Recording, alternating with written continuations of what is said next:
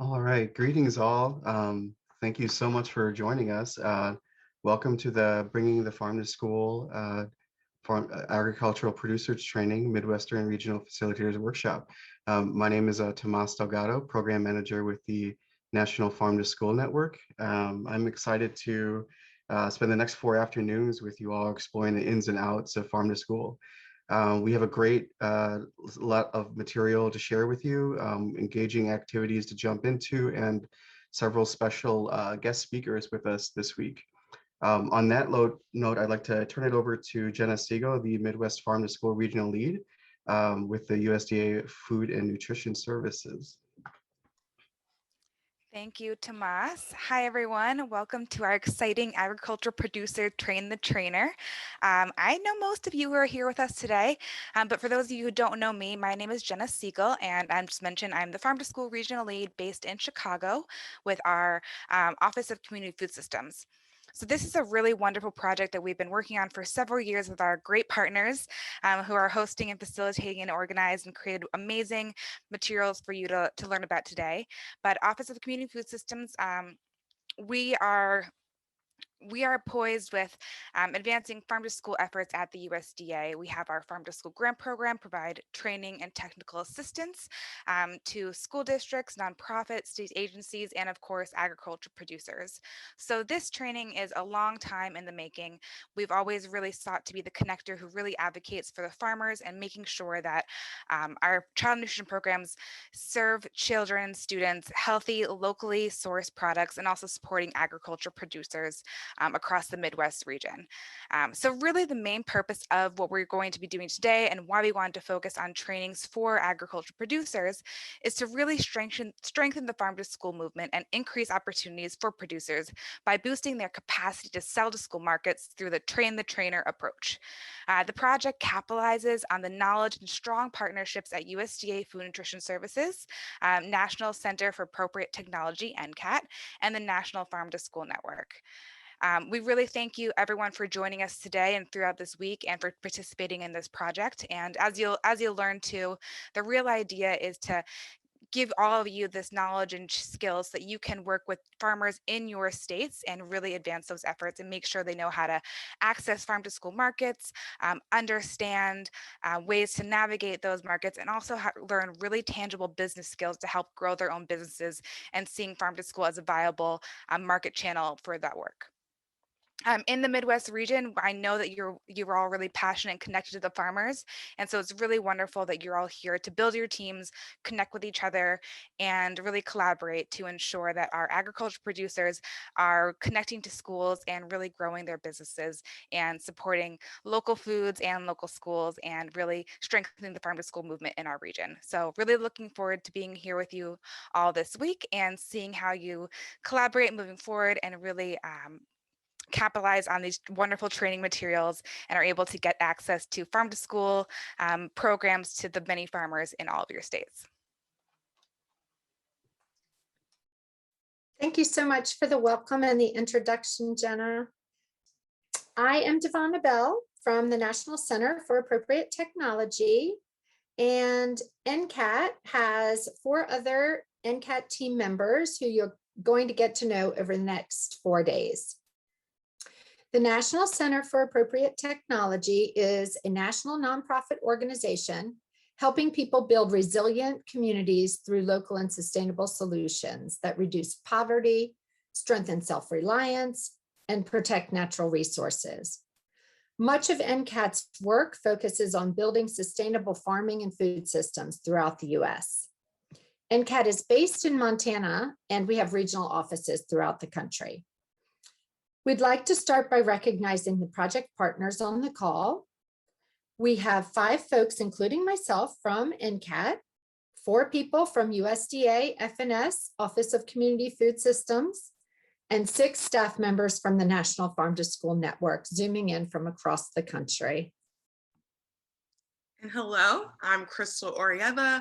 I'm the Senior Director of Policy and Programs for the National Farm to School Network. And I just want to take a moment to really recognize the team from NFSN for all the hard work that they've done to make this work come to life. So Jenny Lee and Lacey for all of their hard work helping to build this curriculum, and Tomas for joining our team at the last minute and really taking the leadership role and making sure we get to the finish line, and Mullen for all of our work and branding and communication, and every member of NFSN team that just taps in whenever needed. And you'll get to learn a little bit more about us and each of us on the call today. So NFSN, we're the National Farm to School Network, and our goal is to really look at information advocacy and networking hub for communities working to bring local foods sourcing, school gardens, food and agriculture education into the schools and early care education sites. And we do this by connecting people to people, people to resources, and people to policy. And we do all of this work by centering a racial equity lens. And I also want to thank our partners at NCAT, because we could not do this without the partnership together. So we also want to acknowledge the Project Advisory Council that has been meeting monthly since the beginning of this project, offering their thought partnership and feedback on curriculum, and really grounding this project in best practices for working with and training producers. We like to extend thanks for all of their dedication and the way that they've really contributed to this project, because we know we could not do it without their work and their feedback.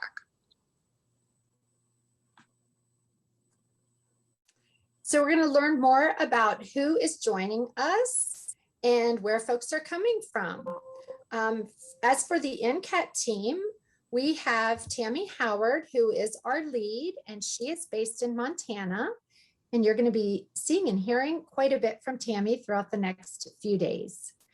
Robert Maggiani from Texas, Daniel Pryel from New Hampshire, and Margot Hale from Arkansas. Now let's learn more about who's joining us as attendees based on the information shared during registration. So we have attendees from across the Midwest. You can see the breakdown on the slide. And we have 1 from Illinois, 5 from Indiana, 6 from Iowa, 1 from Kansas, 8 from Michigan, 9 from Minnesota, 14 from Ohio, and 5 from Wisconsin. And regarding different organizations and entities, the breakdown of participants by organization and entity, we have 15 participants from University Extension, 15 from state agencies, departments of ag and education primarily. 13 of our participants today are from nonprofits, primarily from producer supporting organizations, and 6 selected other, including county governments. We are so excited to have you all here, and thank you so much for your support and participation. Like Devonna mentioned, again, we really want to thank everyone for coming today. So our goals for this week, our overall goal is really to bring together representatives from state agencies, extension offices, and producer support organizations that are all interested in training producers and selling to schools in their respective states, and ultimately forming state training teams. We're going to look at exploring the Bring to Farm to School training materials and providing an overview on each module and the content. We're going to work on developing an action plan for each state training team to use as a blueprint for planning a local producer training for yourselves, learning from producers seasoned in school sales, and providing opportunities for state teams to work together in small breakout groups with the support of both NCAT and NFSN as you begin planning for your local producer training in your state.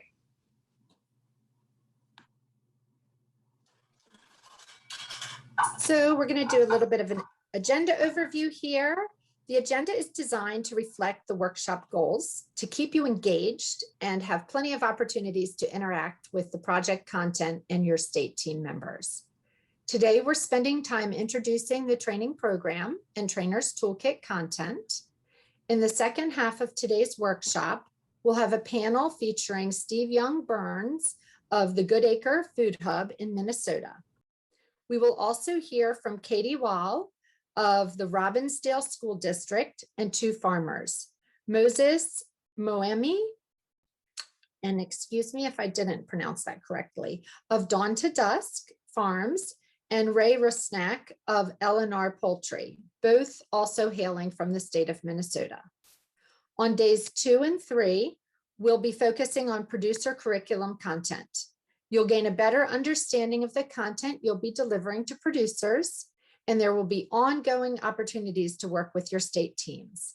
On day 4, we'll be taking a virtual site visit to Quarry Hill Orchards in Berlin Heights, Ohio, and have the opportunity to chat with Brooke Gammy.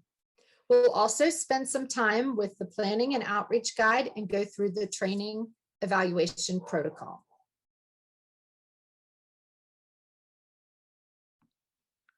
So we all know that we've had to adapt a lot during the pandemic. All of us have had to do that in our roles.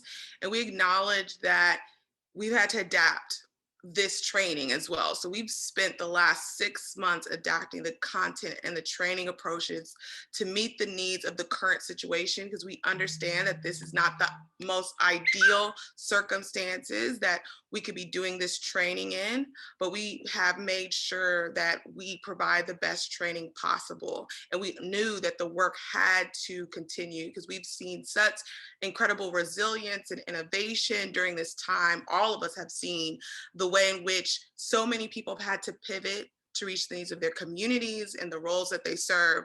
So we've built a lot of time and opportunities to interact through workshops, as well as daily 15-minute breaks and additional 5-minute breaks between transitions, even though we've tried to do our best to not lean into the Zoom fatigue that we all feel when we're doing virtual meetings. We understand that this is challenging, so please feel free to step away and take care of yourself as needed. Self-care is one of the principles of our organization, and I'm sure so many of you in the work that you do as well.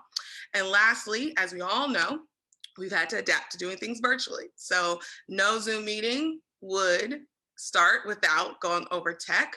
So I want to take this time to pass it on to Tracy to go over some virtual training for today, some tech needs. Thanks, Crystal, and hi, everybody. This is Tracy Starkovich. I'm the Operations and Events Manager for the National Farm to School Network. So most of you are probably familiar with Zoom by this point, but I'm gonna just run through a couple logistics with you to let you know how to best access this meeting and all the tools we'll be using. So first, if you haven't already done so, please click on the arrow in your individual Zoom box and select Rename, and add your name, your organization, and your pronouns for us so we know how to address you correctly. If you are calling in and or using video, we strongly encourage you to access the meeting using video versus just calling in so that we can all see each other. This is especially helpful during our breakout conversations. But if you need to call in for some of the meeting, or you're having issues with your audio on the computer, you can definitely call in, but if you're using both video and audio, you want to make sure to sync you up so that your sound is matched to your photo, especially for breakout meetings. That's really important. So if you do end up calling in, just make sure you use that participant ID number that was on your invitation. You can also access it by clicking on meeting info at the top left of your Zoom screen. So if you need to call in, make sure you have that participant ID number to access on your phone. Of course, we want you to mute when you're not speaking to avoid background noise and feedback. We will be using a few different functions within Zoom during the meeting, so I want you to be familiar with them. We do, hopefully you are all seeing this right now, we do have live transcription, closed captioning turned on for the meeting. It's on the bottom of your panel. You should see a little button that says live transcript or closed captioning. And you can either show subtitles or hide subtitles. So if you don't want to see them, you can hide them. If you do want to see them, you can turn them on to show. You can also have an option that says view full transcript, which creates basically a pop out to the right of the screen, just like the chat box would, where you can see everything that's being said if you want to view the full transcript that way as well. If you haven't already done so, you can go ahead and introduce yourself in the chat box to get used to using the chat function. You can do your name and organization. You can wait till we're done with the instructions, or you can do that now if you can listen and type at the same time. And feel free throughout the meeting to use chat for any questions you have that you don't want to hold for designated Q&A times, or if you don't want to verbalize the question yourself. That is fine as well. We have chat monitors who will be responding to any quick questions or short answers that they can during the session, but questions that are directed towards specific speakers about topics or their session that they're leading can be held until Q&A times, unless the speaker has indicated at the beginning that interruptions are fine with them, and then you can just speak whenever you have a question. We will also use the raising hand function during the Q&A time. So if you want to do that, so we'll kind of create a queue of questions via the raising hand. So you would click on participants on the bottom of your screen. You should see 3 options there: invite, mute me, and raise hand. You would raise your hand there so that the monitors of the Q&A time know who has a question next. We are recording this session, so we just wanted to notify you of that. We won't be recording breakout sessions at this time, but this main room session will be recorded. If you have concerns about that, you can connect with myself or Lacey in the chat. We are going to be doing breakout rooms several times during the next couple of days. So you are all already pre-assigned by your states. You'll be with your state group. You'll need to click join room once I launch the breakout sessions. You are always able to leave a breakout room and return to kind of the main room here. But we only encourage that really if you have an issue that needs addressing. You'll all have facilitators in your groups, so hopefully they'll be able to answer any questions. But if there's some real tech problems or something that you need to come back and ask one of the main facilitators, you can do that. Otherwise, we encourage you to stay in your breakout room until you get the little call back button or until you're done with your activity. You may get chats from the hosts to all of the breakout rooms, but otherwise you can use the chat function within your individual group chat of your breakout. We are going to be doing a couple polls, live polls during the meeting, so you should see a pop-up on your window when the poll is launched. Please engage in these polls.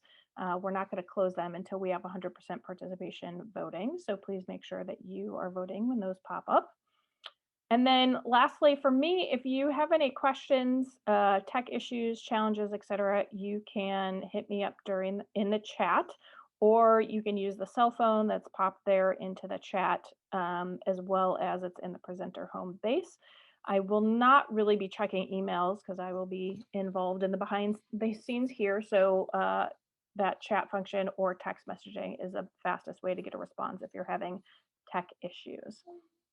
I'm looking forward to a couple of great days together and getting to know you all a little bit better.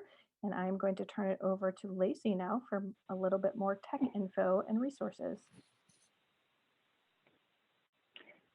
Thanks, Tracy. Thanks to you all for being here. I'm Lacey Stevens with the National Farm to School Network, and I wanted to spend a few minutes just orienting you to some important resources that are going to help you make the most of this experience and help us all work together. So the first one I wanted to share with you is the participant home base. Jenny Lee is going to add the link here in the chat box, and you also got an email with this link, but this is your go-to location that will have all the information you need throughout the week. So it'll have the agenda, it'll have links to all of your Jamboards that we'll talk about in a few minutes, and it'll have contact information for all of us. For Tracy, if you need to get a hold of her for tech, for any of the facilitators, if you need to get a hold of any of the facilitators. So that's a great place to keep coming back to for any of the links or information you might need.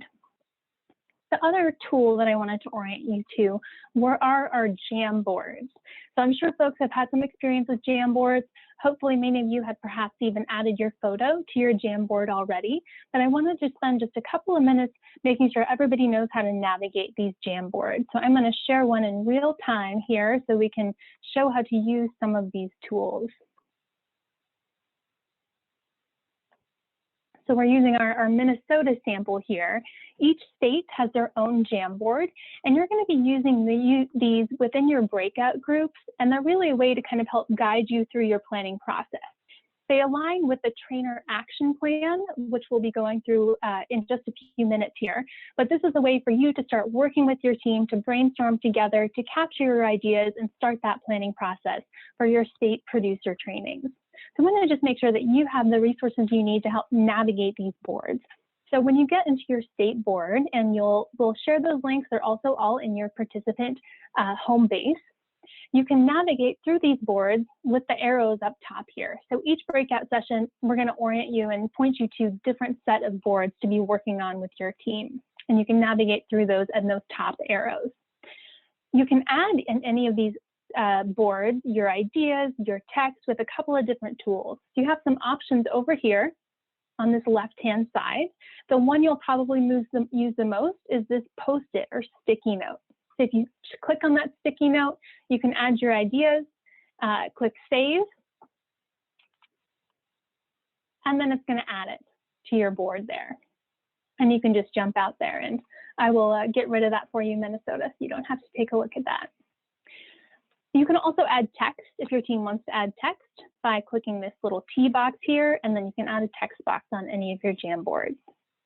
So in our breakout groups, your facilitators will make sure that everybody feels good and confident in using those Jamboards, but those are going to be a go-to place for your team to be working collaboratively throughout the training sessions. All right, I'm going to go back to my slides here. And I think I'm going to turn it to our first poll. We will again be using these polling options throughout to get a feel from you guys and to learn about what's happening in your states. Tracy is going to launch our first poll, and we've got 2 questions in this first poll. And this is really for us to get a sense of where you guys are in your planning and your producer training experience. So our first question is, how many producer trainings have you conducted? Maybe this will be your first one. Maybe you've done a few. Maybe you've just done too many to count.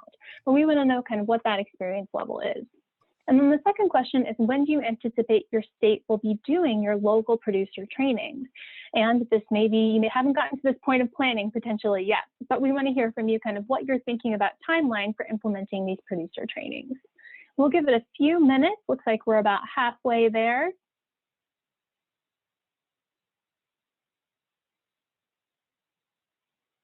All right, looks like this will be the first producer training for a lot of folks, which is really exciting to get people engaged in that process. We'll give it another few seconds for folks to fill in.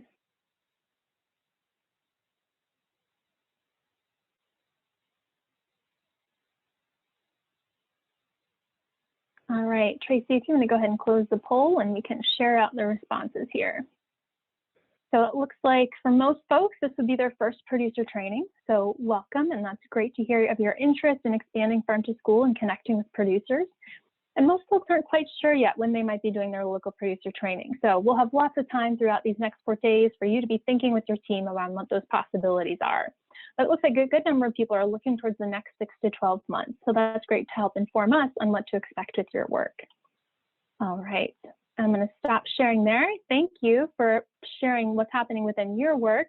And I'm going to turn it over to Tomas, who's going to share a little bit about our expectations and agreements as we move forward together.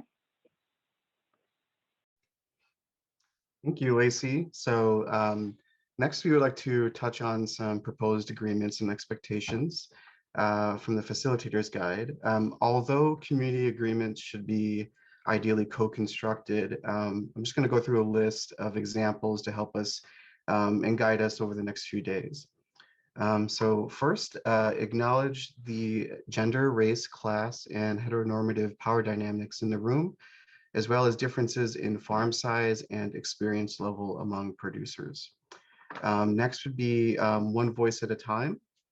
Next is take space, make space. So if you're someone who talks a lot, very comfortable talking, maybe just take a small step back. And if you're someone who is a little bit more on the shyer side, quiet side, we encourage you to take a step forward. Avoid industry language. Let's try and keep things as accessible as possible. Next would be, no one knows everything, but together we know a lot. So we're really trying to build a really sense of community here and uplift our community knowledge together. stay mentally and physically present. And then lastly, cameras on, mics off. So, if there are agreements that you think maybe should be added to this list, we want to give you some space to actually propose them and contribute to them in the chat box right now. Additionally, you can also unmute yourself and share any proposals that you have right now.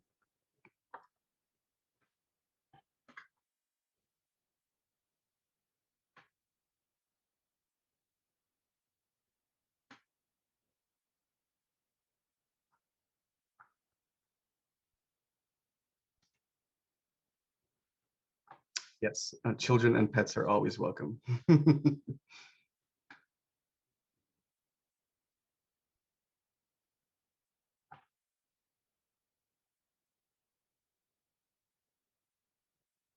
All right, well, if there's no other contributions right now, we can move on. So you can find these community agreements in your participant home base. And next, I'll be passing it back to Lacey to talk about how the breakout sessions will flow throughout the rest of the week. Thank you. Thanks, Tomas. So, these breakout sessions are going to be really vital to achieving our objectives together here and giving the opportunity for you all to be connecting with other folks from your state and really think concretely about that planning process. So when we come into the breakout rooms, Tracy is working behind the scenes to get us set up in our breakout rooms. You are going to click join when that pops up for your window, and you'll be whisked away into your state groups. So you will have the state team in there. You'll also today have a facilitator from NCAT or NFSN with you.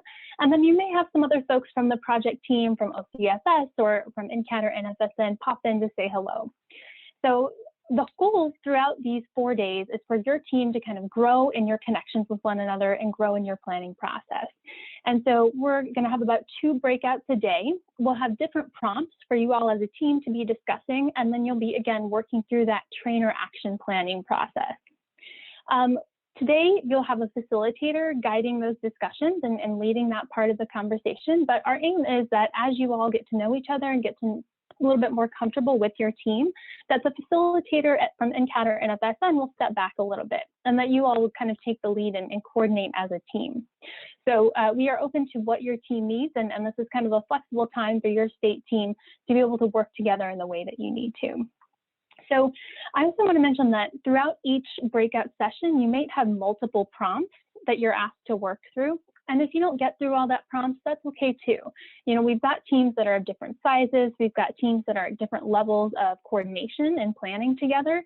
So you may need to spend a little bit more time on one of the prompts or one of the areas, and that's totally fine. On the last day, we're going to have some additional time that you can come back and dig deep into those conversations that you may not have had time for in the first 3 days. So I think that is the background that you need on kind of how those breakout sessions are going to flow. For this first breakout session, I think we're going to have about 25 minutes, Tracy. If you could bring us back at 25 minutes, so about 1:25 Central Time. And our first breakout session is going to be focused on those Jamboards. And some of you hopefully had the chance to put in your photo, your Farm to School in Action photo on your state Jamboards. If you didn't, once you get into your breakout rooms, you'll have a little bit of time to post that photo and make sure you're familiar with the Jamboard. This is our opportunity to see who from your state is here. So you're going to share your name, your organization, a little bit about that state Jamboard. And then as time allows, you're going to have to start that conversation around what your interest in, where you are as a team in your planning process, and kind of where you see you and your organization as a part of the Bring the Farm to School training. So I think if there are any questions, I'll pause just a minute for any questions in the chat box, or if you want to feel free to unmute for a moment.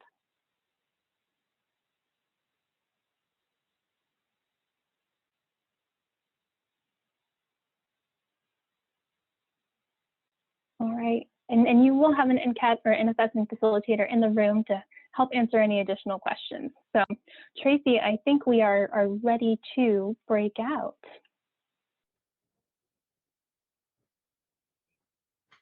Excellent. So yeah, welcome back everyone.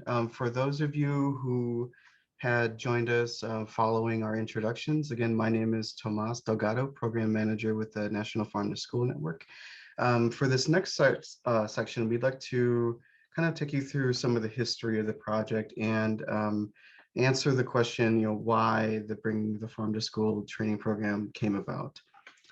So the farm to school movement up until this point has been a very strong on educating students and food service personnel on the triple bottom line, which was explained earlier today.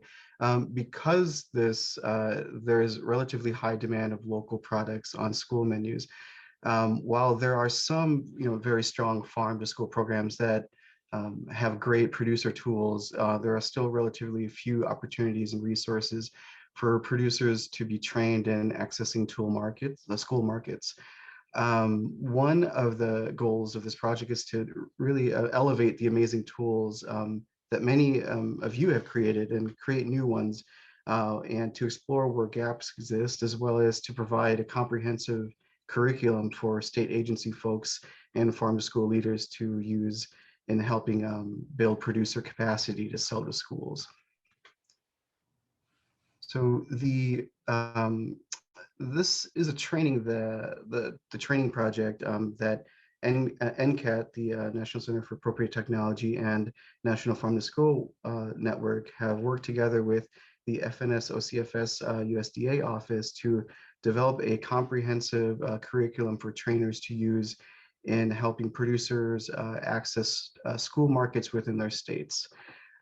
This week is the first of 7 regional workshops we are hosting throughout the United States. We hope each state team in the Midwest leaves with an action plan to use for planning and preparing a local producer training. So we are currently in phase 3 of this project. As you can see here, the needs assessment has been completed, and Carolyn, one of the evaluators at New York University, will be sharing the findings from the needs assessment next. Based on the findings of the needs assessment, our curriculum team developed the curriculum that you all received in the mail or will be shortly receiving in the mail. If you would like to access the materials online, you may do so by visiting the website farmtoschool.org/bringingfts. Which is all should be shared in the chat right now for you as well. So we will be digging into the curriculum and training tools throughout the next few days.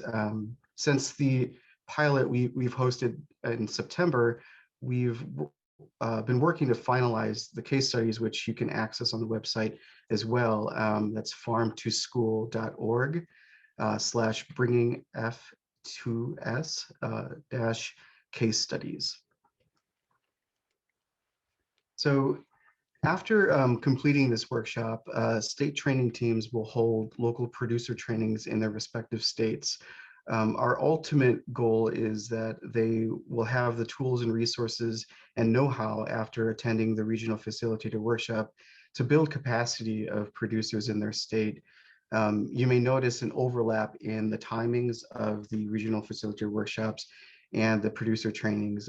This is because state training teams may want to conduct their own producer training shortly after their workshop while it is fresh and there's momentum. We will encourage state training teams to consider the production season and when producers might be available as attendees and for site visits as well. Planning a successful training will be discussed more in detail on day 4 of this workshop this week. And the producer curriculum is designed to be flexible, adaptive, customizable to the training opportunities within your state. You and your team could plan a stand-alone training. The producer training could be added to an existing producer-focused event. And additionally, you could even incorporate curriculum content into other producer training events planned in your state as well. The format and agenda is also flexible depending on your time and capacities. You can find full sample agendas to to plan your training on page 112 of the Facilitator's Guide. And you'll see that it's going to be listed as the ideal recommended format is 2 full days of trainings with experiential components of farm tours and learning panels. Alternatively, you could plan a single day if needed. And you could also create flexibility by presenting the content in smaller half-day sessions over the course of several weeks. And lastly, you could even conduct a targeted training with very specific content for producers with some farm-to-school experience pre-existing. So then lastly, we just want to reiterate that we are here to help. As your state training teams start to plan local producer trainings, it is important to note that we will not be working in a vacuum. Our program team will be there to provide technical assistance and refer you to local resources for areas that your team might not be able to cover. We will also have a host of webinars and online tools for individuals or state teams that are not able to make this regional workshop. So yeah, I'd like to just maybe take a few moments to open it up to you all. You can share any thoughts or questions through the chat, or unmute yourself to ask any questions right now.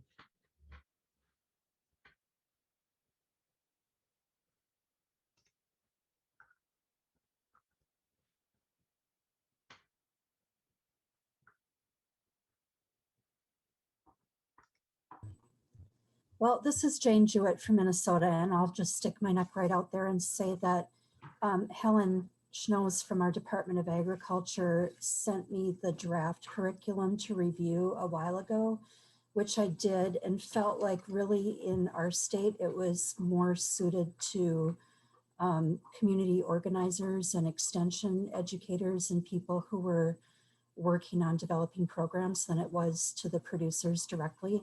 So I'm wondering if you've had any similar feedback, or if you have contemplated that, I guess, how to work in that kind of scenario.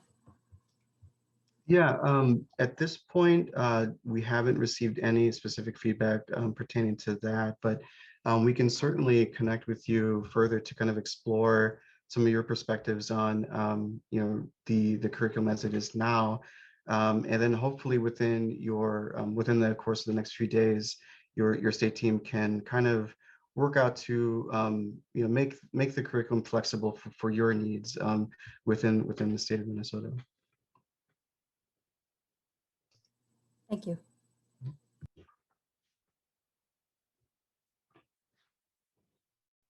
All right, well, not seeing any other questions right now, so I'm actually going to be moving on, and I'm going to hand it off to Carolyn Dimitri, who will be discussing the needs assessment outcomes. I have to remove my spotlight, sorry.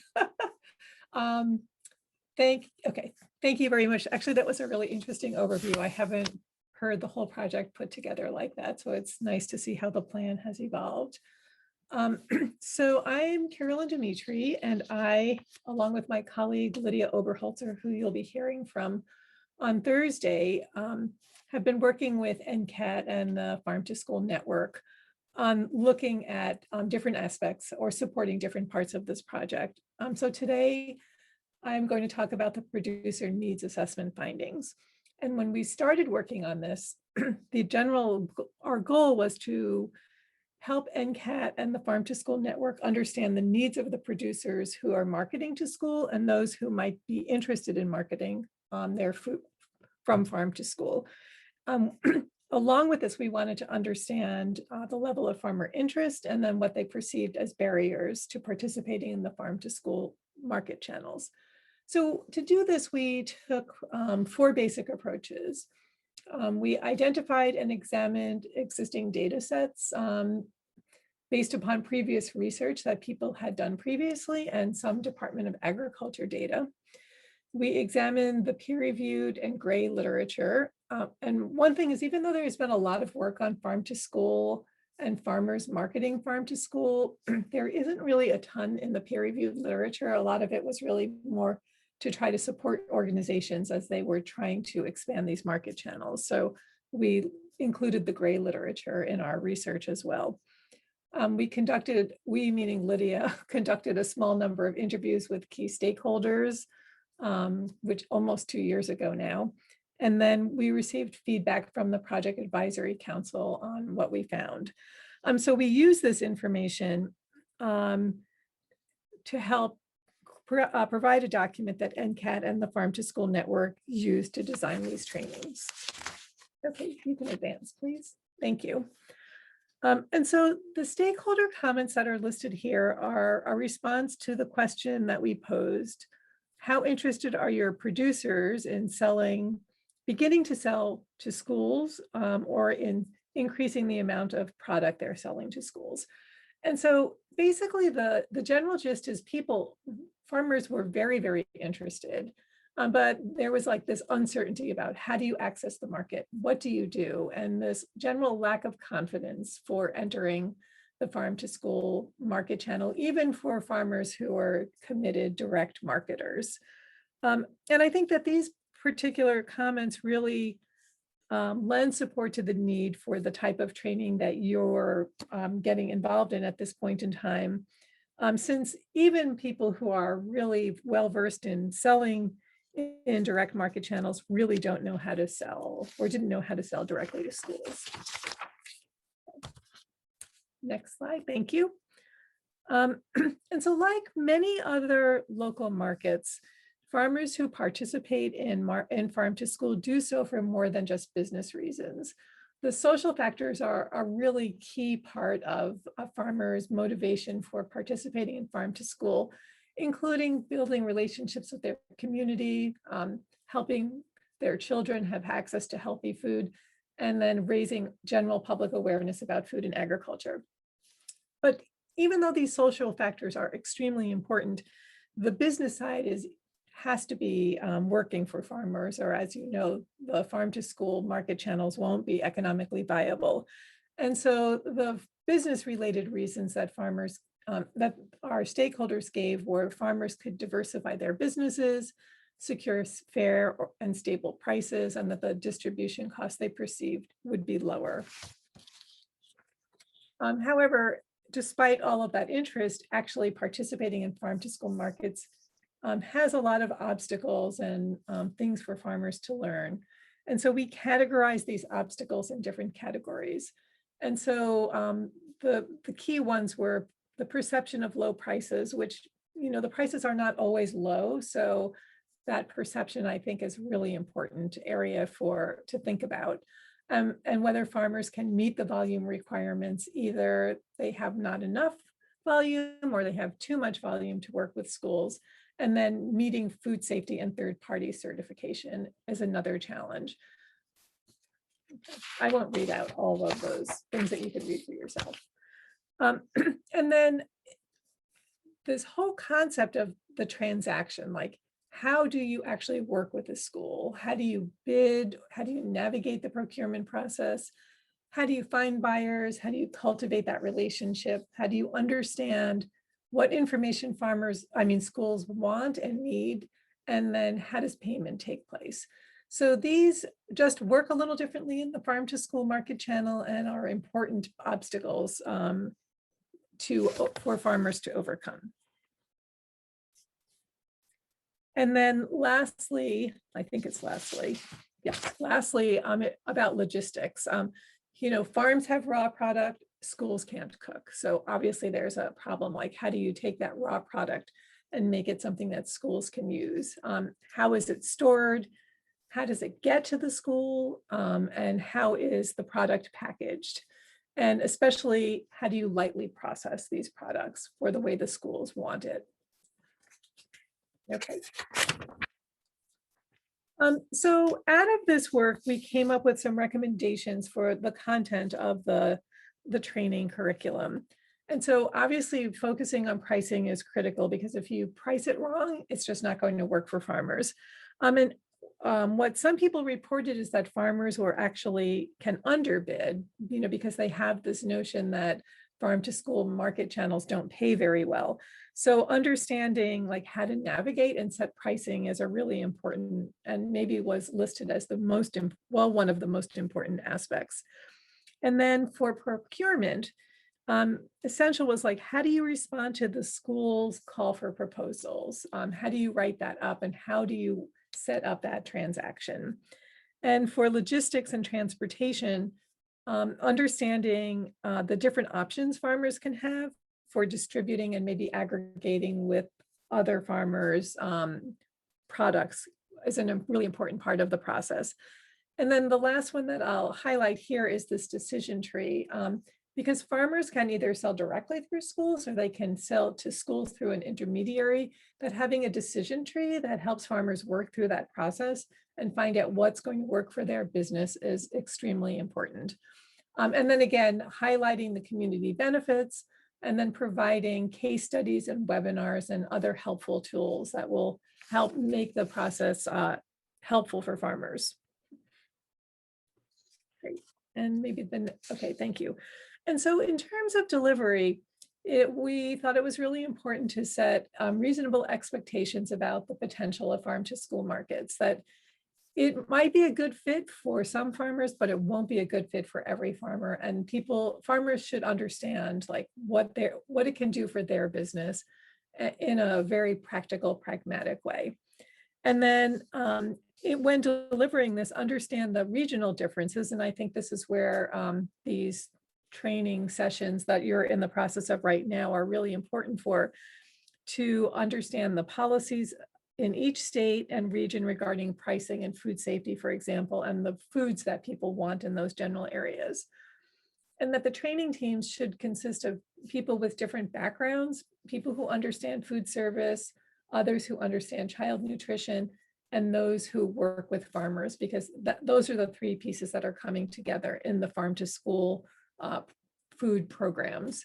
And that linking experienced farm to school producers with new ones can let those experienced producers be mentors and role models to the ones entering the sector, but also to be really pay a lot of attention to the fact that you want to meet the needs of the new and the experienced farm to school producers. And incorporating experiential learning along with classroom learning, which I know is hard to do in the world of COVID, but hopefully we won't be here forever. And farm trips and role playing can be brought into these trainings. And then again, to have webinars and written materials so that people can come back and look at them in the future. And so just in conclusion, what we found was there was great enthusiasm for this curriculum, and that this is a really great way to provide producers with knowledge and skills, and then they can make a decision about whether to enter the farm to school market and how to enter the farm to school market. And with this set of skills, it would really increase their likelihood of farmer success and help strengthen farm to school programs around the country. Thank you. I can answer questions if anyone has some.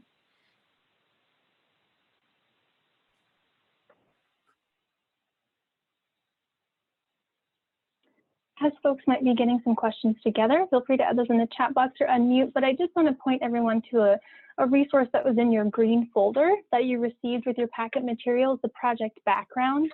And in that project background, you'll find in that page 5, the needs assessment outcomes report. And there you'll find an outline of how we translated these recommendations from our evaluation partners into the different sections of the curriculum and training. So that's a great place to look and see how these ideas were translated into the curriculum. And I think we have another poll. Feel free to unmute and ask a question if you have it, but while you kind of think about those questions, we're also going to launch another poll for folks to find out a little bit more from your perspective, what you think the greatest needs in your state are for farmer training. Tracy, do you want to launch that poll for us? And you can pick up to 3 here to let us know what you see as the greatest need based on those identified through Carolyn's work.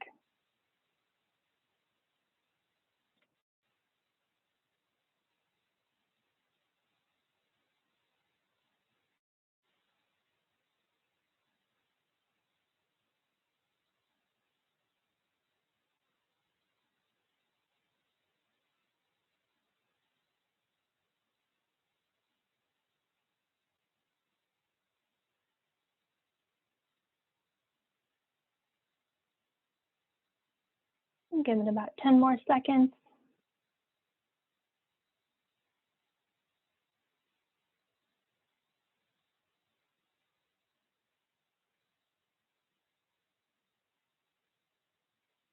All right, Tracy, if you want to close that poll and share the results.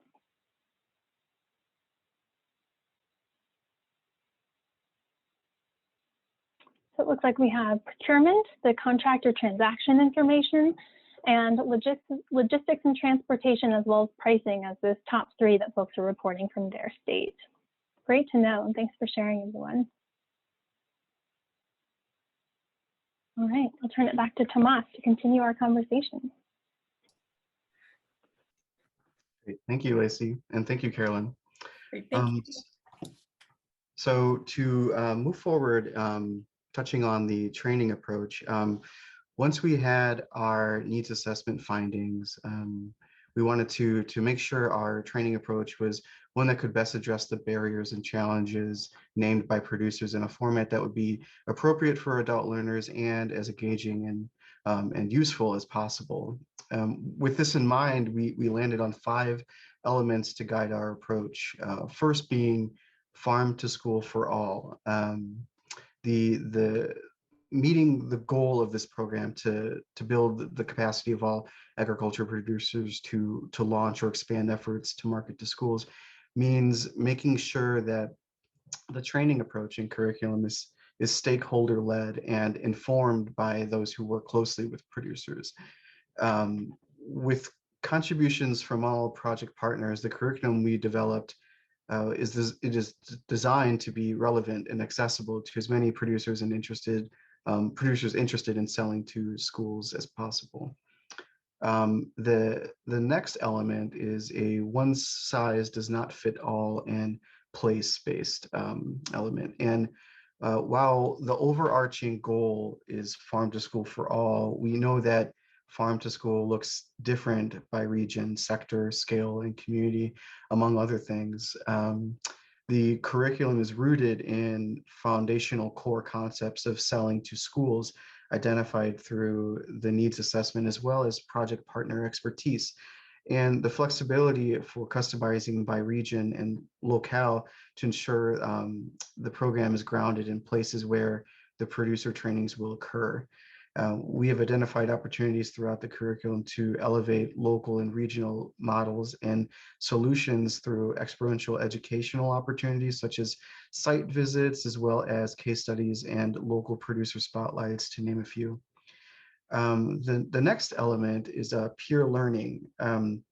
Both the curriculum and overall training program include opportunities for peer learning and peer-led experiences, such as panels, facilitated group discussions with seasoned producers, and built-in networking and collaboration opportunities. And then lastly, action planning. The structural common thread that you will see throughout the curriculum is the concept of action planning.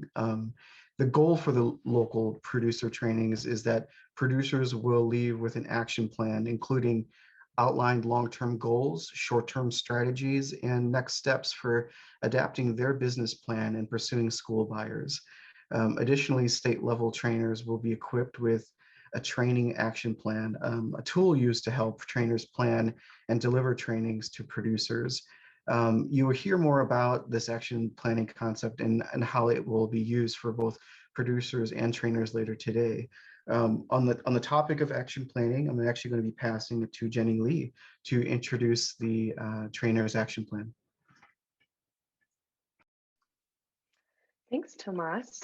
Hi, everyone. My name is Jenny Lee Harris, and I'm a program associate with the National Farm to School Network and have been supporting this project since its start, and very excited to be at this stage. So like Tomas said, I'm going to talk a little bit about the trainer action plan. So before we dig into sort of what it is, I wanted to make sure folks know where they can find it. So first, there is a separate printed copy in your folder that you received with printed materials. It says Appendix G Trainer Action Plan at the very top. It's also at the very end of the Facilitator Guide on page 139. And if folks do not have access to a hard copy at this point, I just dropped a link where you can download the facilitator guide from the website if you have not already accessed it that way. So there's a couple different places to find it, but the sort of quick and easy one is that separate printed copy that's in your folder. So we developed this trainer action plan for trainers to help pull many of these big picture components of planning into one place. So you'll be spending a lot of time with this resource this week throughout the workshop and in those in your state breakout teams. So the purposes of the trainer action plan are really twofold, like I said. So one is to model the producer action planning that will occur during the local producer trainings, and also to assist you with assessing your training team's strengths and gaps and identifying those important next steps towards planning your local producer training, whether that's a standalone event or plugging in some of the curriculum in an existing training. So right now I'm going to go over the structure of the trainer plan, action plan, and how it can function alongside the other resources. Great. So the first part of the trainer action plan is a team assessment. So it's a checklist of items that start on page 139, like I referenced, and ends on page 140. So it's starts at the half point of that first page there.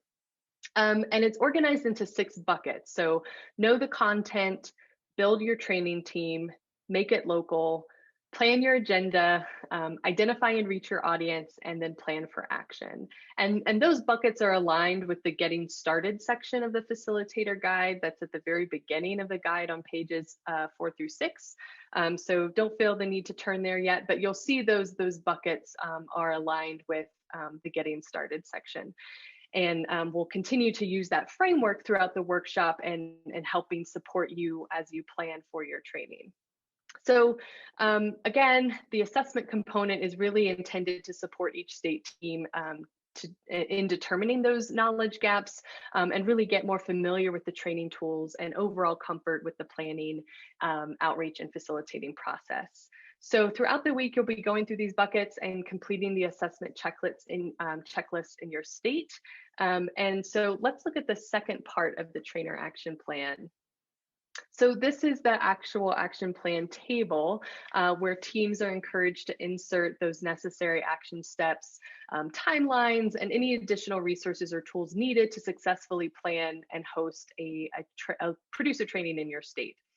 So the filled out action plan in conjunction with the planning and outreach guide, which we'll hear a lot more about later this week, both of those will really become your blueprint for planning and preparing your local producer training. And so you'll be generating, again, a lot of content that goes into the action plan this week. So just to give an example, as I mentioned, each section, each topic area has both a checklist and then a place in the action plan table. So it's important to start with the team assessment for each bucket and then move on to the action plan table. And in this example, we're looking at the know the content example. This team has members with broad knowledge and expertise spanning child nutrition programs and working with producers. But at this point, the team is a little bit less familiar with how to access and navigate the resources found in the trainer's toolkit to supplement their content knowledge and support their training planning efforts. So I suspect this is where most teams are right now, right? Lots of knowledge about child nutrition programs and working with producers, but less knowledge around how to use the tools and navigate through the curriculum. And so that's what we're doing this week, right? So then, as you can see, if you move on to the action plan table, sort of some action steps that your team might write in. They're pretty straightforward for this bucket, but that you want to take some time early on in the planning process to really familiarize yourself with all the training materials and the module content. And again, we framed the workshop this week to really support you in starting that. And our goal is to work through those pieces and just make sure that you leave with a solid understanding of what the materials are, how they work together, how to access and share them and use them in your training. And so again, I'll just make note that the planning and outreach guide is an excellent tool to review in tandem with the trainer action plan because it includes a detailed checklist for planning and preparing 4-year training that aligns with this action plan, and it provides myriad action steps that you can pull from and will want to include. So, and I saw Tammy noted this in the chat, and to facilitate our group brainstorming and action plan development this week, we'll be using Jamboard, which we've already introduced, to sort of work through the action plan. So the Jamboards are aligned with both the workshop agenda as well as the trainer action format, or sorry, trainer action plan format that we're looking at right now.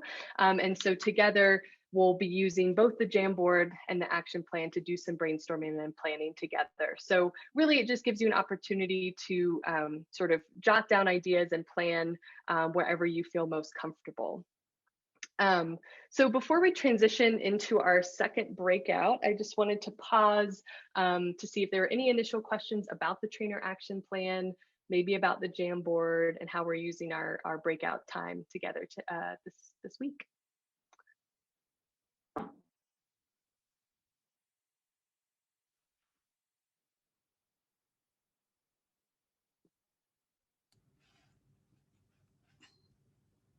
I still need a link to the Jamboard. Okay. You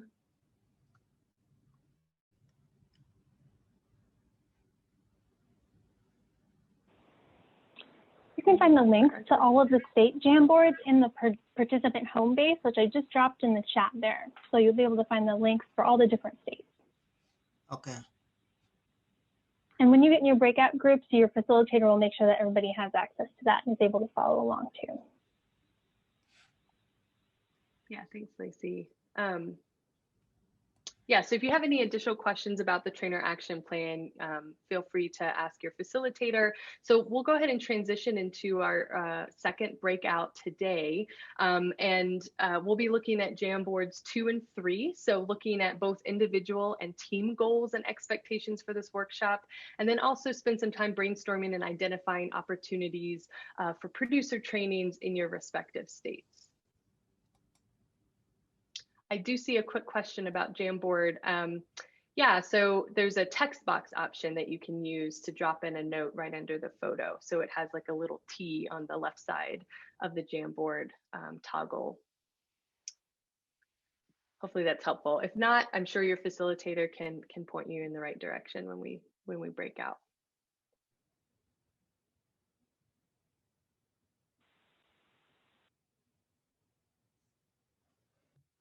Hello? Hey, Ray, can you hear me? Yes. Great, great. Wonderful.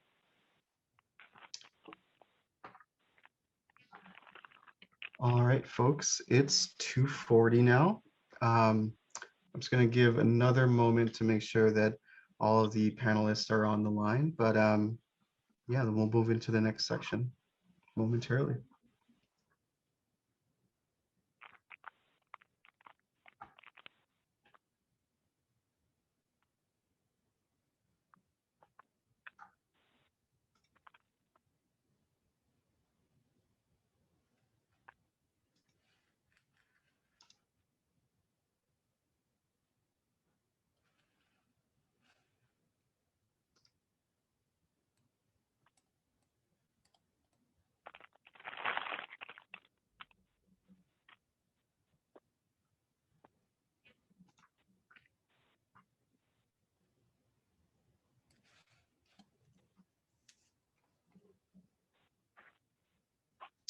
Great, great. All right, everyone. Thanks for heading back and joining us again. For those of you who did not hear from me earlier in the day, my name is Tomas Delgado, Program Manager with the National Farm to School Network. So we're going to go ahead and get started with our next segment of the workshop. So as part of designing a peer-led and experiential training, we recommend that trainers include at least one panel or facilitated group discussion featuring local farmers and school market representatives during each local producer training you host. These discussions create an important opportunity for incorporating local context answering specific marketing questions, and addressing common misconceptions about selling to schools. These panels can also function as a networking opportunity between and amongst producers and school buyers as well. We also encourage trainers to customize the panel for your producer audience. We'll be hearing from a food hub, a producer, and a school buyer today. In some states, a food hub or third-party aggregator may not be relevant. So keep in mind that the panel composition can change and really depend on the locale and what producers need to hear. For more guidance on how to plan a panel at your local producer training, see page 111 in the Facilitator's Guide. Today's panel is more targeted at highlighting areas relevant for trainers to consider as you're planning your local producer training. First, we'll have a facilitated dialogue with our panelists, and then we'll have an opportunity for Q&A at the end. If you have any burning questions, feel free to drop them in the chat box, and we'll try to incorporate those as well.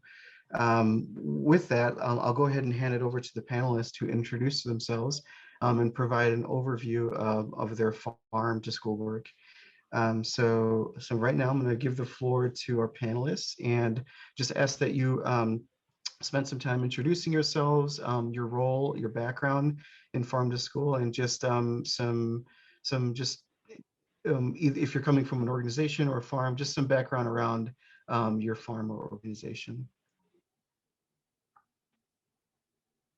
So I could start with asking Steve Youngburns of the Good Acre. Hey everybody, I'm Steve. I am the wholesale program manager at the Good Acre.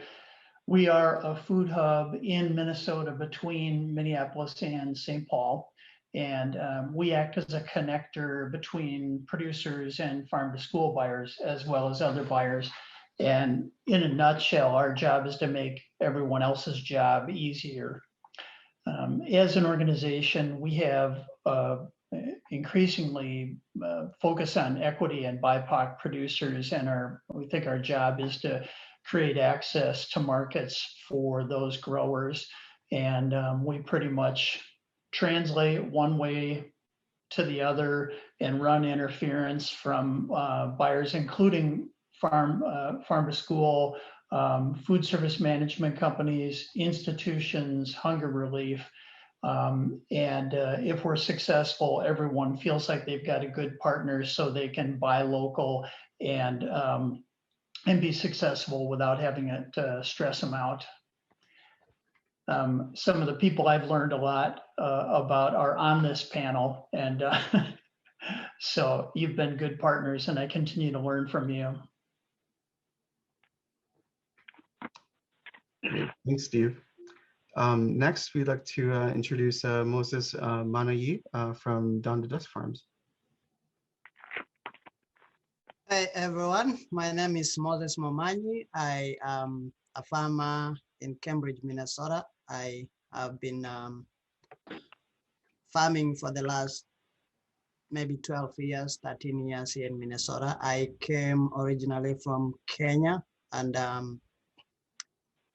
I had to learn relearn farming here in Minnesota because of a different climate, different standards of farming, I would say. So just because of that, I also feel it's very important I learn every single bit of information as far as food growing and distribution, and because it's what I love to do. Last year, I also started incubating other immigrant farmers to start with, and they were very much interested in selling to school, wholesale, farmers market, and any other avenue that they could get. So but you know, the gap between like doing it right and just farming exists. There's a big gap there of knowledge, and I feel like to mentor these farmers properly, I need to be properly equipped. So that's the reason I'm here. This year we have one school district account that we are. It's small to start with, but we are going to be working with the school district of Minneapolis to start with, and then everything will be new. So I guess that's the whole idea. Is there are things that we feel like, well, this is a lot to learn in a short period of time. I wish we had started a while ago, blah blah blah. So yep, so I'm glad to be here. Thank you. Thank you so much, Moses. Glad to have you. And so next, we'd like to introduce another farmer, Ray Rusnak of L&R Poultry. Yeah, hi, I'm Ray Rusnak, and I own and operate L&R Poultry and Produce Farm. I'm located in Kenyon, Minnesota, Goodhue County, southeastern Minnesota, about an hour south of the Minneapolis-St. Paul metro area. I've been farming here since 2003. I have a diverse farm. We produce maple syrup, we produce organically grown vegetables, and free-range eggs. And I started working with Farm to School, I think it was about 2008, and I've worked with about 6 different school districts between then and now. The smallest district I've worked with is Goodhue, Minnesota, which has K through 12 in one building, and the largest being Minneapolis Public Schools. I specialize in winter squashes, summer squashes, root vegetables like rutabaga and kohlrabi, and potatoes. Those have primarily been things I've sold to the school. I have also sold maple syrup to some of the local school districts. And I value Farm to School very much. It's a big part of my business. I would say close to a third of my total farm sales from all sources come from Farm to School in one year. And I have valued meeting the farm staff, that other farmers that work with the school, with the food staff at the school, with the people who are planning and coordinating Farm to School, with the people that have been involved with providing food safety education and farming education, wholesale business education. It's been a great opportunity for me, and I really appreciate it. It's done much to grow my business, and it's done a lot for me just to feel good about farming and getting a chance to see kids, getting a chance to see the end users of my product. A lot of my other business is wholesale to co-ops or private groceries, so I don't always get to see the end customer. But I do with the Farm to School program. I've been in many schools and had lunches and meals with kids and teachers and visited classrooms. And so to me, it's a win for farmer, and it's a win for the school, and it's a win for the community. So I'm very happy to be here today. Thank you. Thank you so much, Ray, and we're really glad to have you aboard on this panel. Last but not least, we have Katie Wall of the Robbinsdale School District. Hey everyone, I'm Katie. I'm with Robbinsdale Area Schools. We are a first and second ring suburbs. We serve about 7 communities right adjacent to Minneapolis. And we've been building our Farm to School program for about 5 years. And throughout that time, we've been really committed to, for us, it's been a way to grow more scratch cooking, bring that back to our kitchens, while also ensuring that we are providing our kids with, new options to try, kind of helping expand their palates and getting them to try new things. And then it's also been a way for us to kind of develop our workforce as well. There's lots of training that goes along with getting farm to school items, specifically things like produce items. And when you are looking at costs overall, generally we will take items that have not been processed. And so, working through that as well. So it's been for us, it's been an exciting time. It looks obviously very much different this last year plus, as everything does for everybody. But we've worked with some of our, with the Good Acre and some of our other producers on ways to figure out how we can kind of work through, distance meals, utilize things like our fresh fruit and veggie program to kind of highlight some more local produce and those kind of things. So I'm excited to talk to you guys more about the school perspective. Great. Thank you so much, Katie. Great to have you aboard too. So next, we're just going to move into a facilitated dialogue. Let me just throw out some questions to you all. Some may be more pertinent to the producers on the call, some may be more pertinent to Katie. But feel free to answer them as you will. So first, this question may be more directed to the Food Hub and producer on the call, but what initial steps did you take to start selling to schools? I'm curious what Ray's answer is. Okay. Well, believe it or not, I was super lucky. The Northfield schools actually met or came to Just Food Co-op in Northfield, where I was already a wholesaler. And they wanted to talk to us about starting farm to school. So I actually got an invitation from a school to visit with other growers and members of the school staff about farm to school. And I ended up selling for a number of years to all 5 of their schools. And that was my start. And I've been fortunate after that to have been able to network. It was early, still in our state at that time. And I think that different food service directors, maybe spoke amongst one another in a locale. And so I actually got contacted, which, I consider myself just very, very lucky and very grateful that most of the schools that I work with, maybe except 1 or 2, have reached out to me first. So very lucky.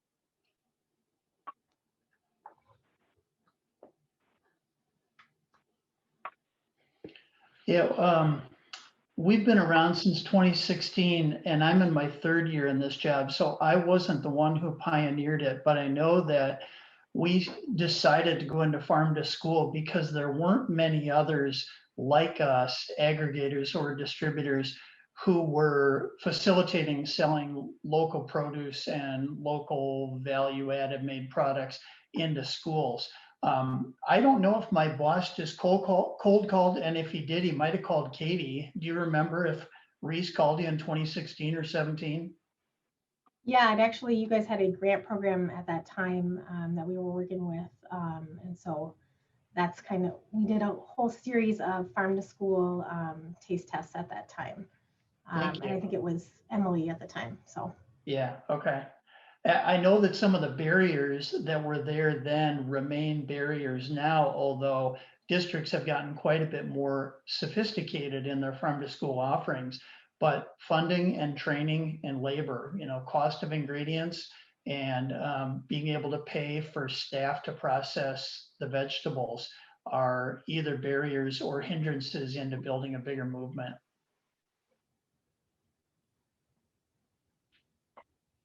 Thank you, Steve. Would love to hear from you, Moses, on some of your thoughts about starting selling to schools. Yeah, the first time I heard about it, I approached school district and expressed my interest and had a tour of the facility, and that was before the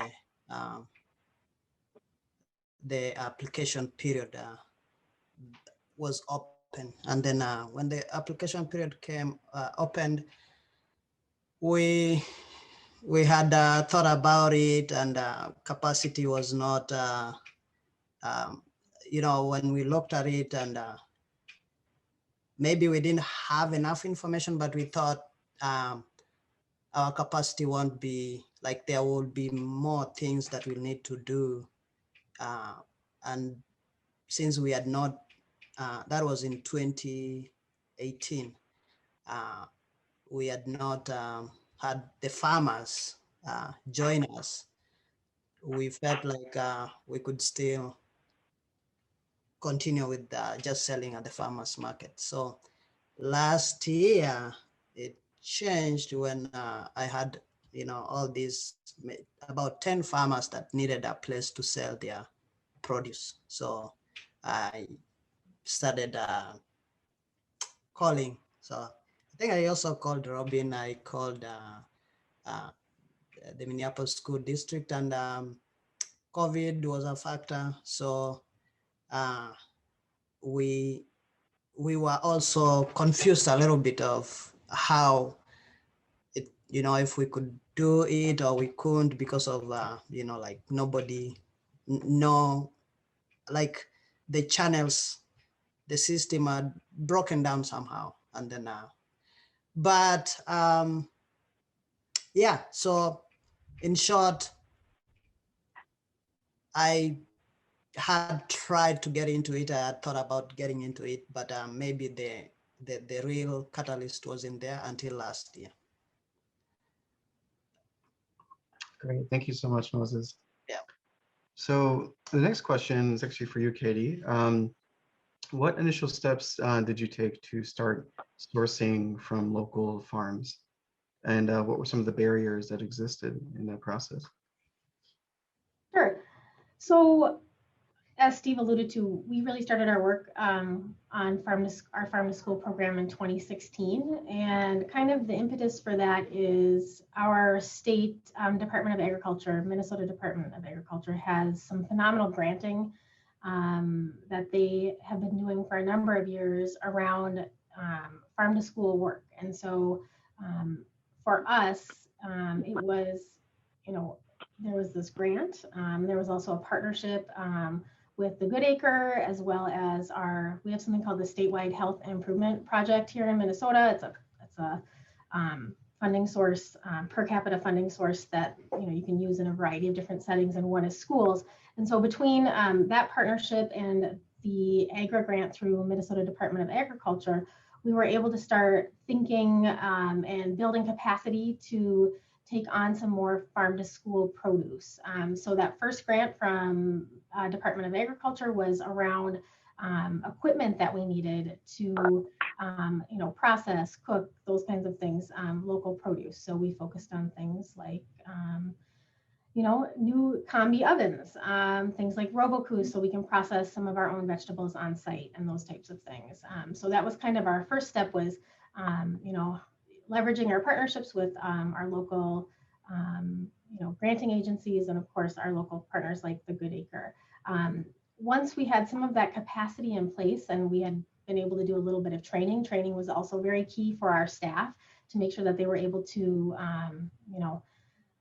break down that kind of produce, that they knew how to handle it, cooking, all sorts of things. Then we started looking for producers, and right at that same time was the Good Acre kind of was coming into working with school districts. And for us, that was a great fit, because they, as a local foods hub or a local foods aggregator, are able to take on some of the work that us in our district were unable to do. So they made it, accessing that local produce easy. And so those were kind of some of those initial steps that really got us on our feet.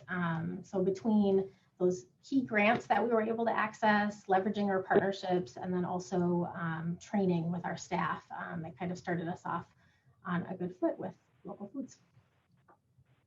Excellent, thank you so much. All right, so this next question is for everyone on the call. What perceptions did you have, or that you've heard of from other farmers or school buyers, that you found weren't always true or have been that you've been able to maybe work through?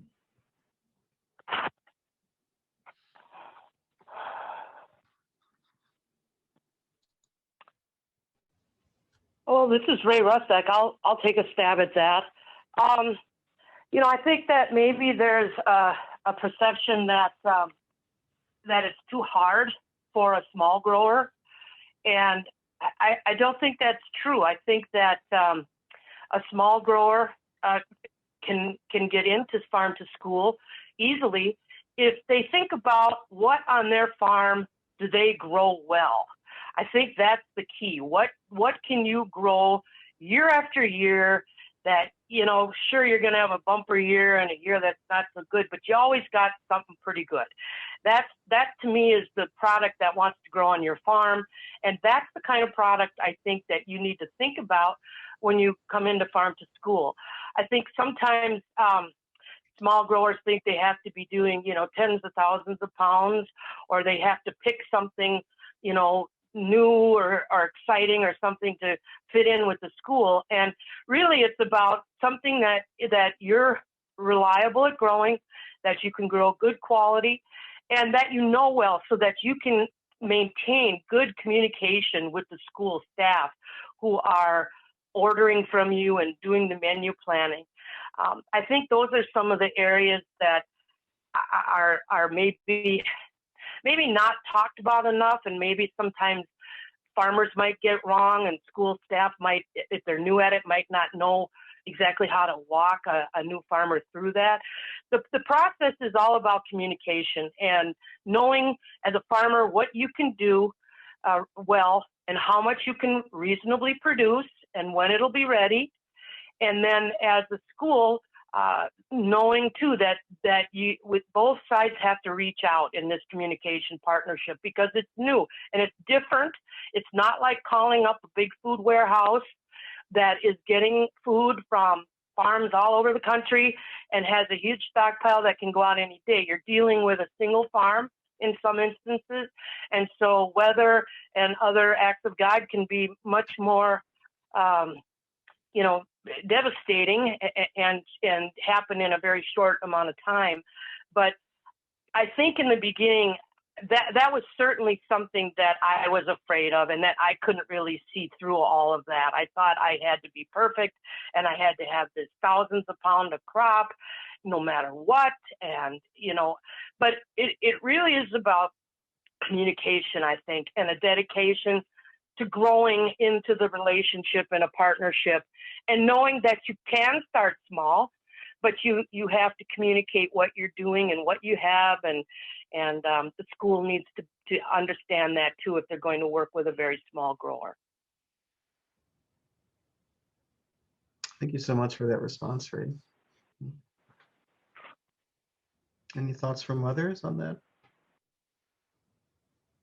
This is Katie. I just echo exactly what Ray said. The communication is really one of the key components. And so, you know, when you're working with a school district, whether you're a small grower or a larger grower or a food hub, I think that those are the big pieces. You know, we are most districts that I know of are working on what we call a cycle menu. And so we might have like a 4-week cycle menu that we shift throughout the year. And so, you know, when we are looking at, you know, what's coming in and where we can kind of slot things, you know, we look at it a little bit more rigidly. But, you know, as long as the communication is there and we have ample time to kind of switch things around, we can also be nimble as well. And I think, you know, that's a big piece of, you know, farm to school, is that just as Ray was alluding to, there can be things that happen where, you know, we can't access, it was a bad year for delicata squash. We can only, you know, menu that 2 times in a school year. But I think, you know, if you're working on farm to school from a school perspective, I would say you generally are fairly committed to wanting to do that. And so, you know, we can work through those types of things and menu some other items. And I think one other thing to note is that, you know, she mentioned it doesn't have to be new and exciting. Some of our best recipes that we menu at Robbinsville area schools are carrot recipes. So just different versions of carrots, you know, roasted carrot, Parmesan, garlic roasted carrots, you know, those, we can riff on a lot of different things with some of the more basic, crops. So I just would add that. Thank you, Kitty. That last comment tied into one of the things I jotted down, which is look for momentum. And if you can find one thing that works, number one, you can disprove the thing that people will throw out, which is kids won't eat this. And carrots and delicata squash are two perfect examples of that. Things you wouldn't think kids would like, and they do very well in farm to school settings. I just think that's a watchword in business development in general, is look for momentum, look for a toehold, and see what you can do to build on that. But you've got to create a relationship with the buyer, and you've got to bring something really good. Ask questions and say what you need, but also be flexible, and plan. And I say this to myself as much as to anyone else looking for insight. Start early and stick with the plan and communicate if you can't. Great, thank you so much, Steve. So I'm going to move on to the next question, and then I'd like to move into an opportunity for our participants to ask some questions from that group. So, but for this last question, what are the key things you think producers need to know about building relationships with schools? And Moses, I would love to hear from you on an answer for this question. Would you say that again? Yeah, sure. So what do you think folks should know about the process of building relationships with schools when approaching farm to school? I would say, I'll repeat what Steve said. Start early and just stick the information. I think what I tried to do the first time I went to do a kitchen tour and talk to the person who was involved is try to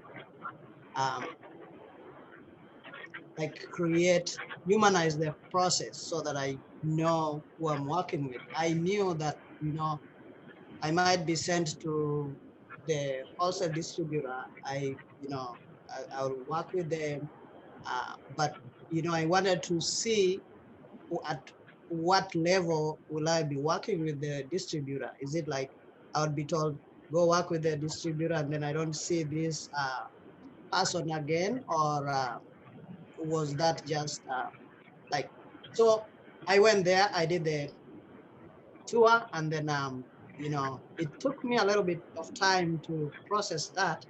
And then now this second time, at least I had that information that I actually again went back and followed up. Now this second time I felt like I was a little bit more comfortable in the whole thing. And again, because I do farmers market, I felt like, well, I have an easier outlet that I was already working with.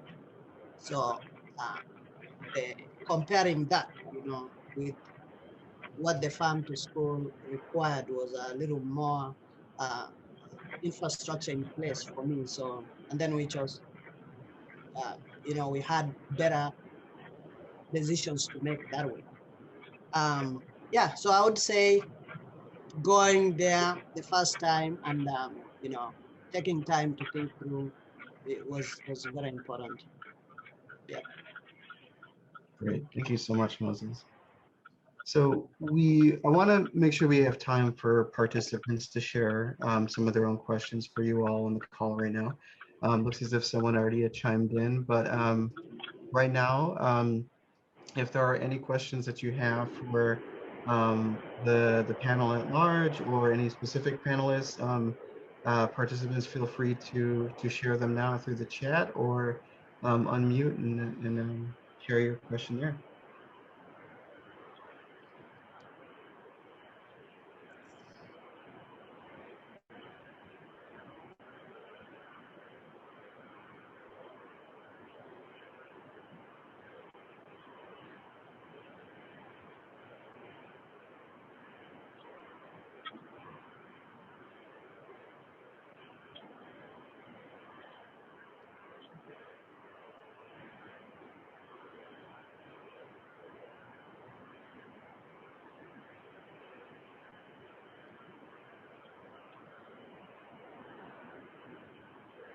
So it looks as if Giselle had a question about for anyone to share experience about figuring out pricing.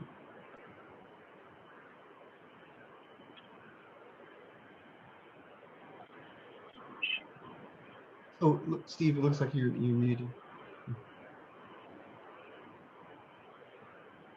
Rookie mistake, sorry. No worries. We do work with producers on pricing. I often will tell a grower what market price looks like from our end. I rarely will tell a grower that they need to drop their price. I might tell a grower to raise their price. I don't feel like we're in business to tell growers to make less. Most of the time, I'm trying to get more value back to them. And I'll always do that anonymously. I'll give example prices and say, here's where you might want to be. And growers will understand that if they can adjust their price a little, they might allow the school to do more with their budget. And that's a win in the end, you know, at the end of the year and for next year.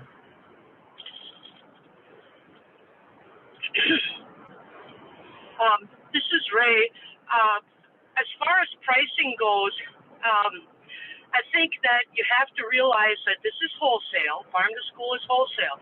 So you're not going to get, you know, selling to a boutique restaurant or to a, you know, co-op price or at even probably a farmer's market price. But I see some tremendous cost benefits for me to work with farm to school, and I do give them a better price for a number of reasons. One, I already know what I'm growing for some of my schools, and I know exactly how much and when. So I have that, I can plan that garden space, plan that seed, plan when I need to have labor on hand to harvest that and clean it and so on. And also, over time, when I told you before about knowing what I can grow reliably, I have expanded into those areas. For example, winter squash. I know that I can produce a decent winter squash crop virtually in any season, and so I focused on that, and I sell that to I've sold it to a number of schools that I've worked with, and so I'm selling more, and I'm becoming more efficient on my farm. I'm able to become more mechanized. I can justify purchasing a piece of equipment that's going to help me with those squash. And all of those things reduce my costs. The other thing too is some of the schools that I work with, they're buying enough product at one time that I can deliver, you know, 1,000 or 2,000 pounds of something in one trip, rather than making, you know, delivering that same amount and making trips over 4 to 6 weeks, twice a week to a co-op or a farmer's market, thus saving time, gas, and possibly labor. So I think the pricing thing, it's going to be different for everybody. If you're starting small and you have a highly perishable item, I think you're going to be pretty close to, you know, what you're asking retail at a market. But I think if you stay with it and are able to grow into a relationship with a local school and really find your niche of what you can grow well, I think that you'll see that as you increase your sales and increase the amount you grow, that your input costs will go down and that you can offer a better price to the school and still have the same profit margin that you would have before, and therefore allowing the school to purchase more back from you and other farmers again. So I guess that's my view of pricing. All that isn't going to happen the first year a farmer jumps in, but it is something that if the relationship between a particular farmer and a particular school is kept up, you know, for a number of years, that is something that I think you can get to, a place you can get to that will mutually benefit both the farmer and the school. You know, can I just jump in just as somebody who's purchasing the produce? You know, certainly school food, our financing structure is we're receiving reimbursement, you know, per meal that we serve from, you know, federal government and also from state, depending on what program we're using.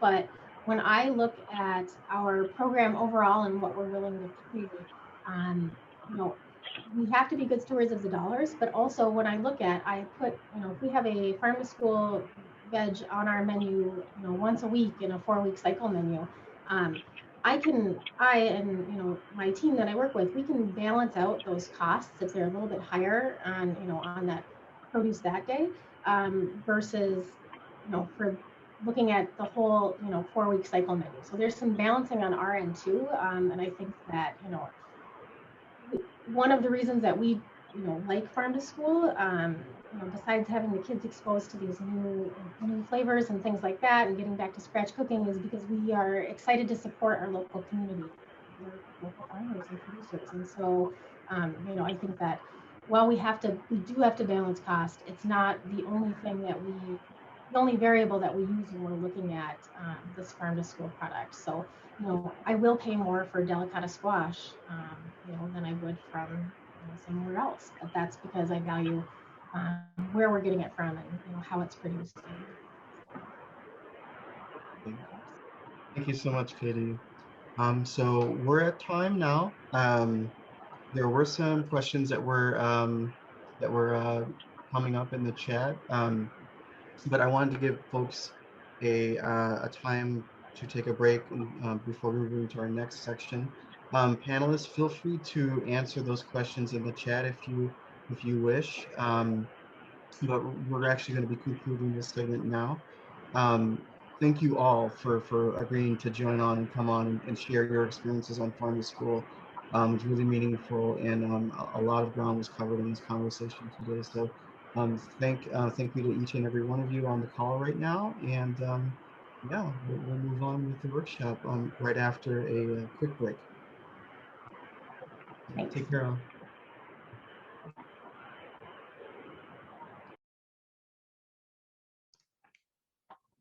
All right, folks, welcome back. Welcome back. Thank you so much for sticking around. And yeah, just again, want to thank all the panelists who were on the call previously. We covered some great ground and with some really meaningful responses. So thank you all. So next, we'll be actually moving into the introduction of the trainer's toolkit. I'm going to hand it off to Tammy, who will be going through this segment of the workshop. Yeah, thanks, Tomas. And for those of you who don't know me, my name's Tammy Howard, and I am an agriculture specialist with the National Center for Appropriate Technology. And I've been helping with our curriculum team in developing the tools that I'm going to talk with you all about today. So yeah, I hope the background information you all have received thus far has helped frame how and why we've developed these resources. And we've already referenced some of these resources today in what we're calling the trainer's toolkit.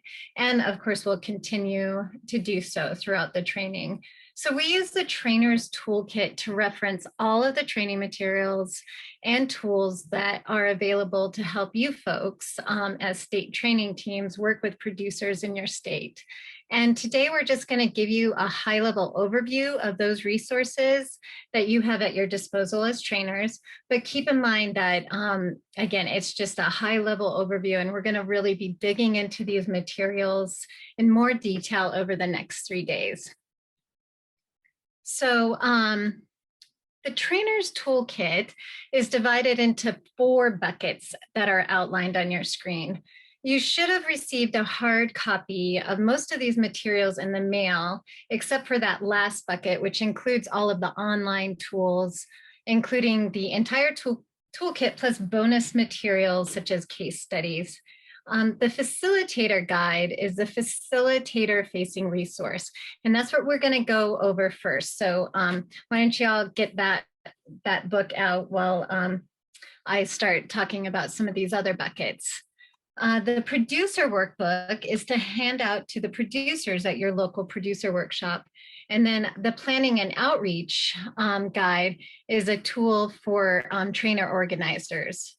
The case studies in that fourth bucket help illustrate producers and buyers engaged in school sales. And actually, Ray is actually one of the folks featured in one of our case studies. And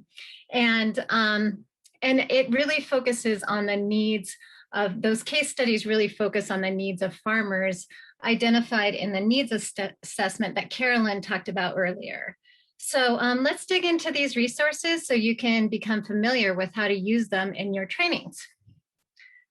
So hopefully everyone received a packet via FedEx. And if you didn't, Jenny Lee will put a link to the online resources so you can follow along online if you can't follow along in your hard copy. On your screen is a screenshot of the facilitator guide. And please follow along with the hard copy of this facilitator guide. And the facilitator guide will assist you in facilitating your local producer training through the use of the curriculum that our team has developed for this project. So let's dig into some of the features of your facilitator guide. So section 1 is, right after you turn the page. Think of the facilitator guide as everything you need as a facilitator to review before and reference during your local producer training. The curriculum is organized into 4 training modules along with an introduction and conclusion. And you can see kind of a visual here off to the right of the different topics of each of those modules. And again, we'll be digging into specifics of each of these modules over the next few days. So you'll really get some more detail about the content of those modules over the next few days.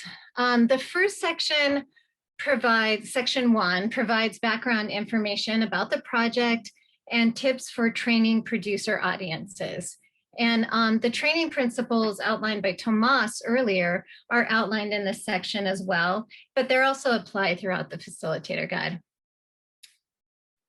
So section 2 contains the curriculum and lesson plans for trainers. And if you turn to page 9, I'm going to be following along here and turning to page 9 of my facilitator guide here at home so I can see how long it takes for you to get there. So outlined on page 9, you can see a list of the training modules. And if you're looking at this resource online, there's actually links to the slide decks and to the detailed curriculum outlines for each module. And Lacey will be talking about those more detailed curriculum outlines tomorrow. Each module includes presentation slide decks and detailed lesson plans with talking points, facilitator prompts, and activities you can use to help producers learn the content. I want to note here, though, that one of the reasons we developed that training team concept, and why a lot of you are gathered in, and starting to plan as a team, is that, some folks on your team may be better suited to teach certain modules than others. For example, an extension associate might be best at teaching module 4, where we're really digging into price point with producers. And then folks more experienced on the procurement end might be better at teaching modules 1 and 2. And your team will have an opportunity to identify who best is, who's best fit for developing or doing those trainings in your team, and if you have any gaps that you might need to fill. This section also includes specific guidance for each module, including a facilitator background section to help you prepare for teaching this topic at your local producer training. So let's look at an example. If you turn to page 25 of your facilitator guide, you can see in module 1, the outline, which includes the producer learning objectives. That's for you to check for their understanding, as well as core concepts that are specific to this particular module. And then below the outline, you can see a list of resources to help you learn more about the content within that module, including, if you turn on to the next page, page 26, a list of the case studies that are, more focused on the topics within that module, and key terms that are used within the module. So let's dig into the lesson plans. If you turn to page 29,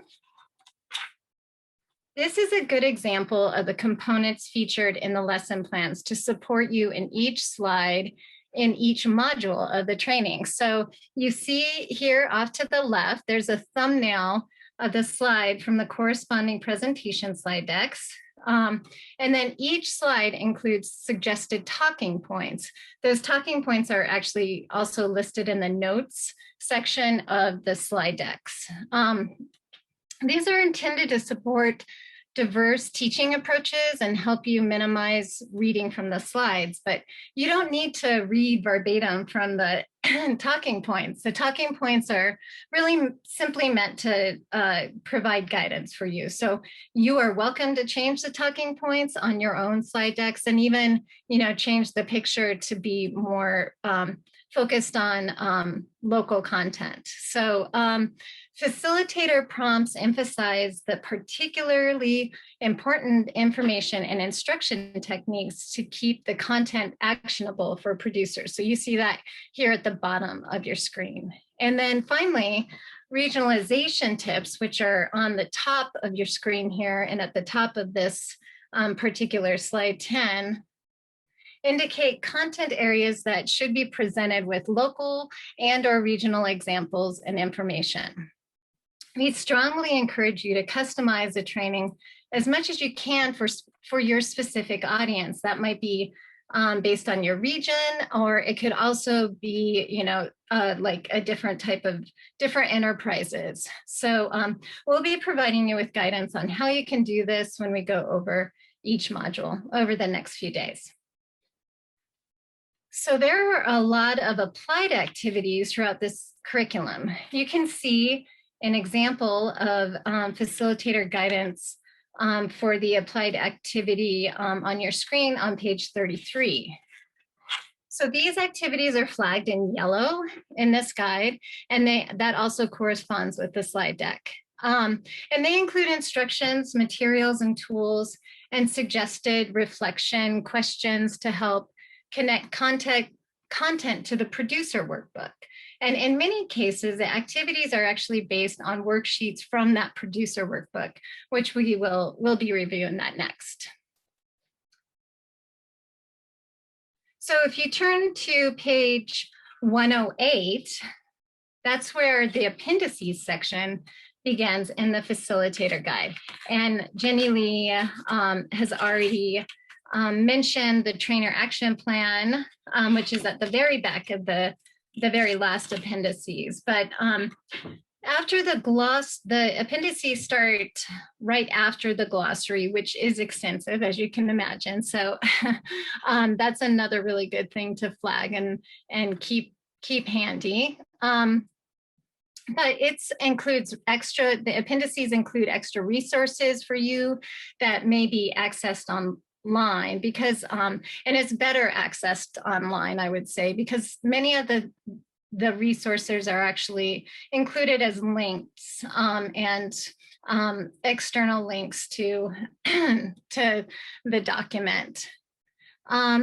And another feature of the facilitator resources is that they're broken down by module. So if you feel like you need more resources to do a particular section of the training, then you can just go to that section of the appendices and look to see what additional resources can help you out with that.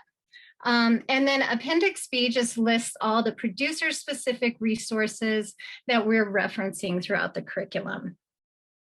And we also have some optional content that is associated with this curriculum, and the lesson plans for that optional content is in Appendix C. The evaluation guidance that Carolyn and Lydia, our evaluators, will be talking about later is explained in Appendix D. And then I already mentioned the trainer action plan. So if you want to follow along on the trainer action plan as we go throughout this training and it's more handy in your facilitator guide, feel free to do that. So that about wraps it up for our overview of the facilitator guide. And now we're going to turn to the producer workbook. But first I want to, while you take a few minutes to grab that producer workbook, I just want to see if there's any questions specifically related to the facilitator guide.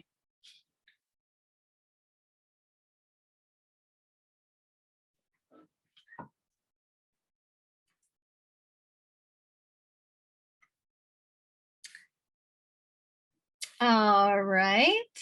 I guess I'm not seeing any questions in the chat. And we're going to have, after we go through these resources here, we'll have some more time after it's all said and done to ask questions. So let's turn into the producer workbook then. So as I mentioned, the producer workbook is a producer-facing resource for your local producer trainings. And this is what you are going to be handing out to producers who attend your trainings. And as you can see, it has this lime green color bar at the top, just so you know where you're at. Let's turn to the contents page. We want the producer workbook to truly be more of a workbook, so there isn't as much text, but there are a lot of activities and worksheets. And so we did organize a workbook so that it actually corresponds with each module. But again, less text and more activities and worksheets. Each module includes an abbreviated outline, just like in the facilitator guide. And here's an example on your screen of the introduction. And we wanted producers to have a quick glance guide at what topics are included in that section, as well as a list of resources to help them understand the concepts that are in that particular module. So if you turn to page 10 of your workbook, you can see an example of one of the producer worksheets. Each module has one or even more worksheets. Actually, most have more than one worksheet. And many of the worksheets actually correspond with the applied activities that are outlined in your lesson plans. So it's important for you as facilitators to actually become familiar with the worksheets so that you can help producers if they have questions about the worksheets or any of the activities during the training. So we definitely encourage you to look through the worksheets before you start conducting the training. So if you turn to page 21, you can see an example of an abbreviated version of one of the many case studies for this project. And more on the case studies in a minute. We included these case studies in that actual producer workbook to help provide producers with context and a practical application of those concepts. It's just another extension of that like peer learning concept in the training approach that we're taking for this curriculum. And then if you turn to page 52 of the producer workbook, actually over half of the workbook is appendices, and so obviously they include some really key resources that the producers will be using throughout the training. And we will be digging into how these resources will be utilized throughout the producer trainings over the next few days. But one of the key resources in the appendices is that school business action plan.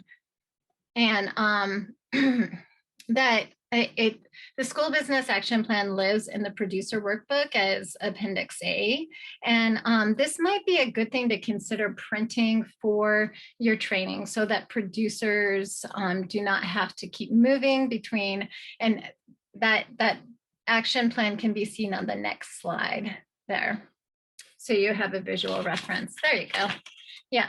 So, this might be a good thing to consider printing for your training so that producers do not have to keep moving between the action plan and the producer workbook while you're doing your training. And Ginny Lee will be going over this resource in more detail But I also want to mention that our team has developed a supplemental online training for you all as trainers to help producers work through this particular action plan. And that's at the Bringing the Farm to School site, which I'll go over in just a little bit here. Okay, and then finally, the case studies that are in the workbook, as I mentioned, are more of an abbreviated form of a series of case studies that we've done of producers and other supply chain leaders engaged in school sales. These case studies are in multiple formats and feature producers that have addressed the challenges identified in that needs assessment that Carolyn was talking about earlier. They're in the form of written 2 to 3 page documents, podcasts, and videos. And as I mentioned, these case studies live online, and we'll check out where and how to access them in just a second here. But I just want to flag that, make sure that you point producers to this amazing resource, because again, it's part of that peer learning component that we're really striving for. So the planning and outreach guide is everything that you as a trainer will need to plan, execute, and do outreach for your local producer training. And it also was in your packet, and it's not spiral bound, but it is, it's really better accessed online. But if you just want to turn to the table of contents, you can see here there's a checklist for training organizers. There's budget templates and lots of different templates to help with those outreach pieces. And then if you turn to page 16 through 18 of the guide, you can get an idea of how some of the amazing formatted materials that Anna Mullen and NCAT's graphic designer Amy Smith developed for trainers to use for outreach. So these materials, again, they're all available online to use and adapt for your local producer trainings. And this is a perfect segue to look at the online interface and online tools that I just described. So I'm going to share my screen here.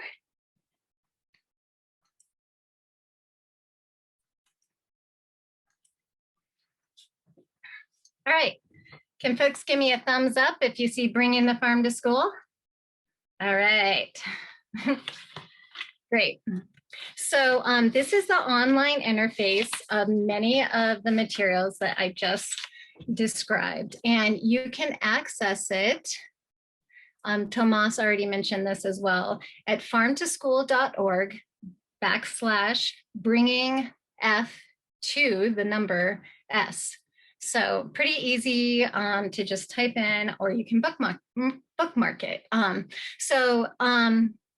The entry point into the facilitator and producer training resources is just kind of an overview here, and a goal our goal of training for producers. And then we have what's happening now, which of course, you folks are our first regional facilitator workshop.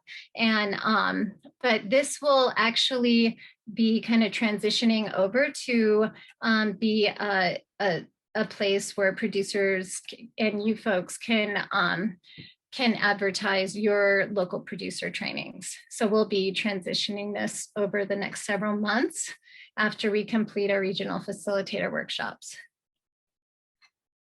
And here's the meat of all of the training tools that we've been describing here.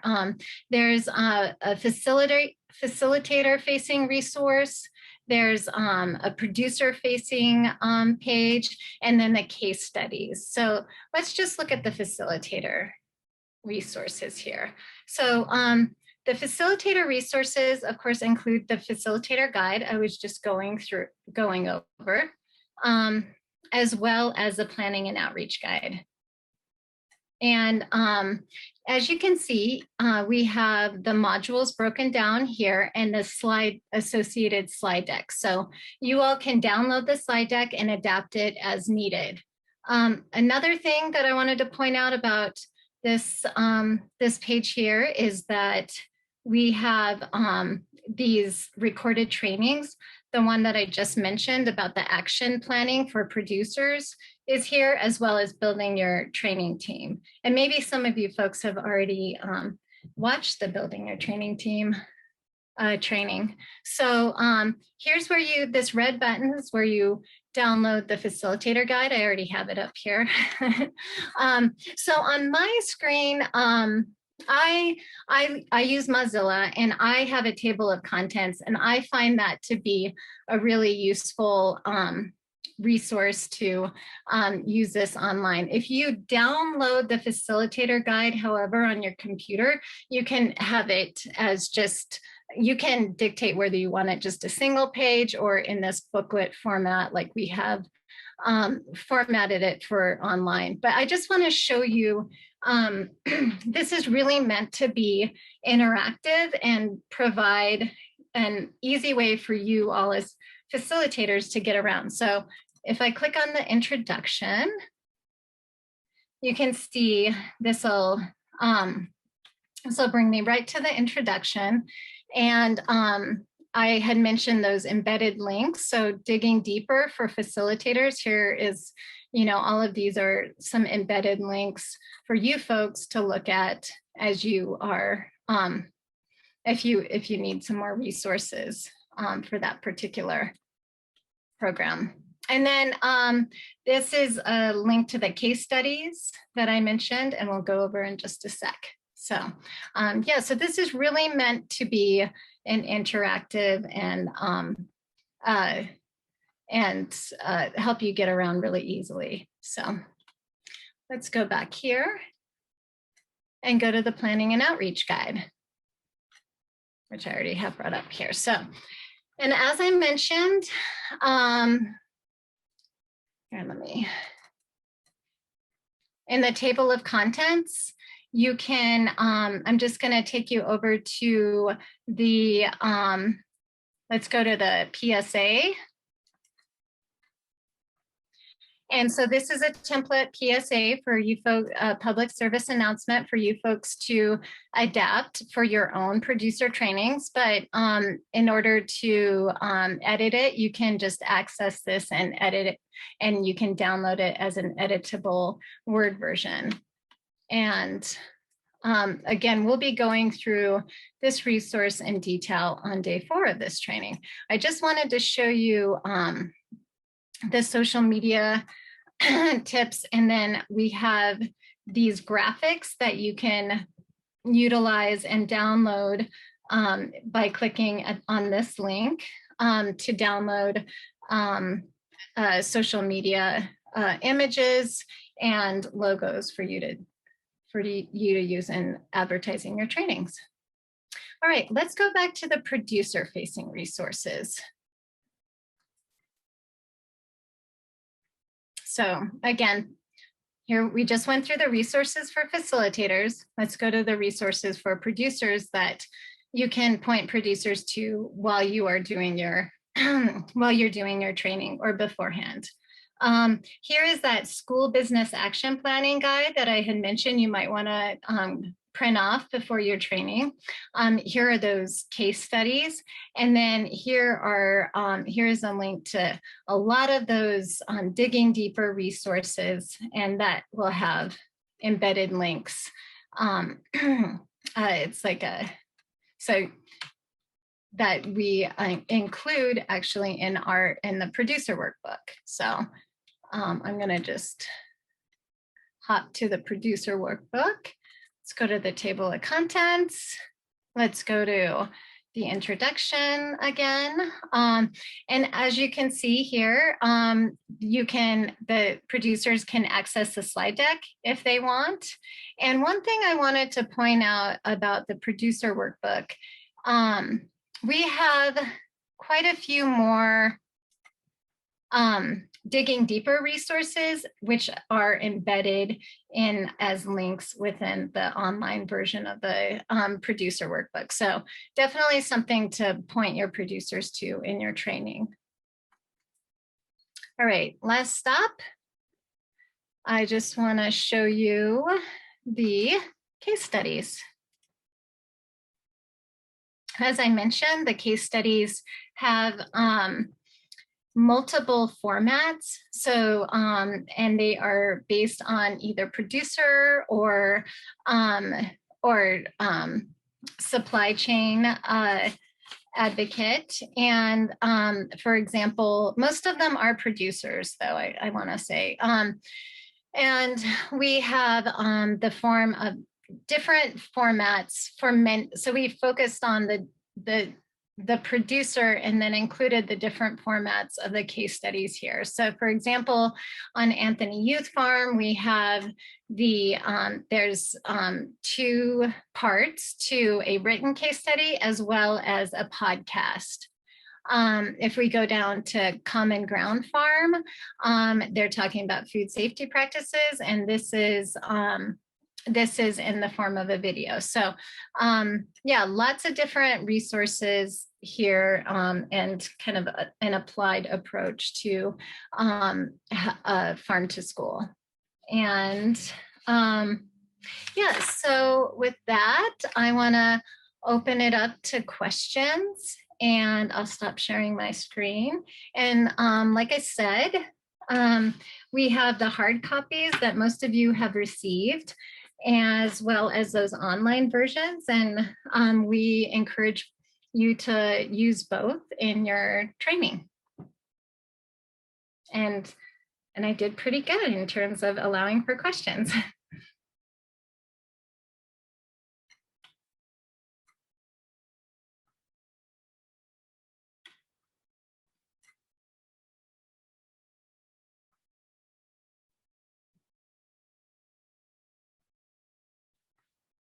So feel free to take yourself off mute. I'm happy to, I just threw a lot of information at you, but again, we're going through these in detail, and hopefully I know some of you will be reading these as bedtime reading tonight.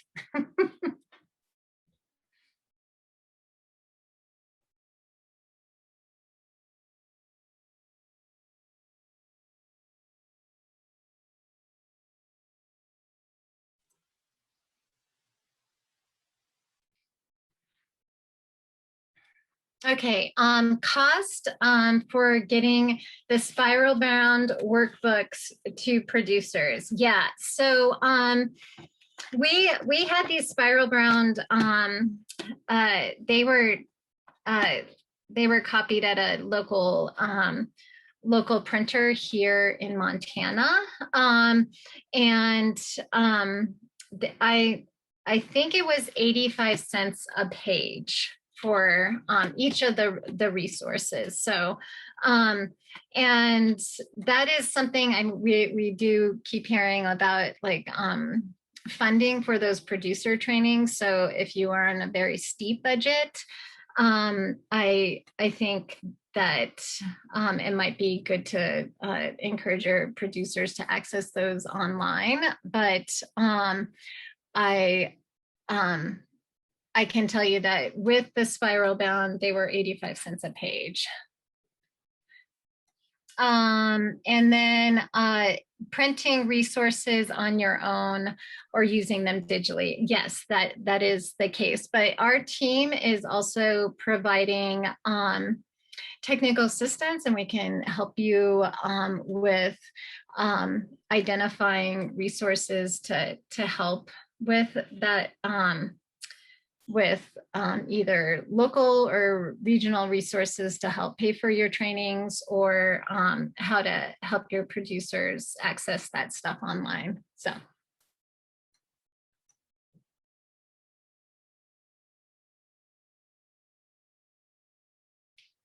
Does the OCFS team want to say anything about, we have been getting a lot of questions about the funding local producer trainings.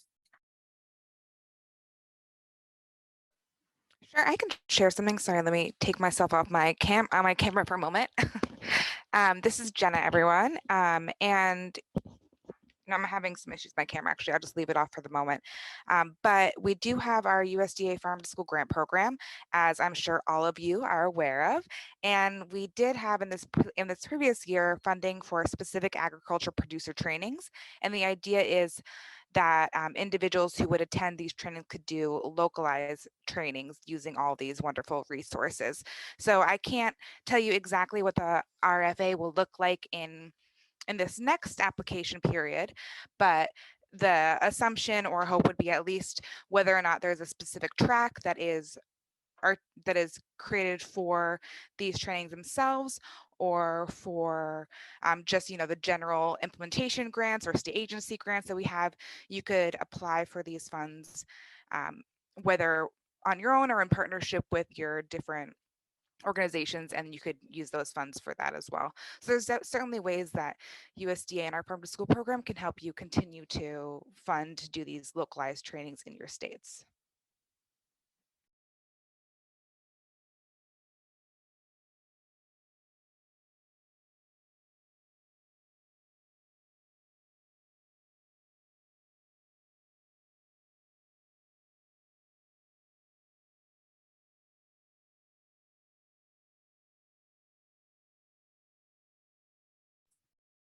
Great. I'm glad that yeah, we do, and we actually will be going over this in the planning and outreach guide, but there is in your planning and outreach guide, there's some options for funding local producer training. So, and thanks, Jenna.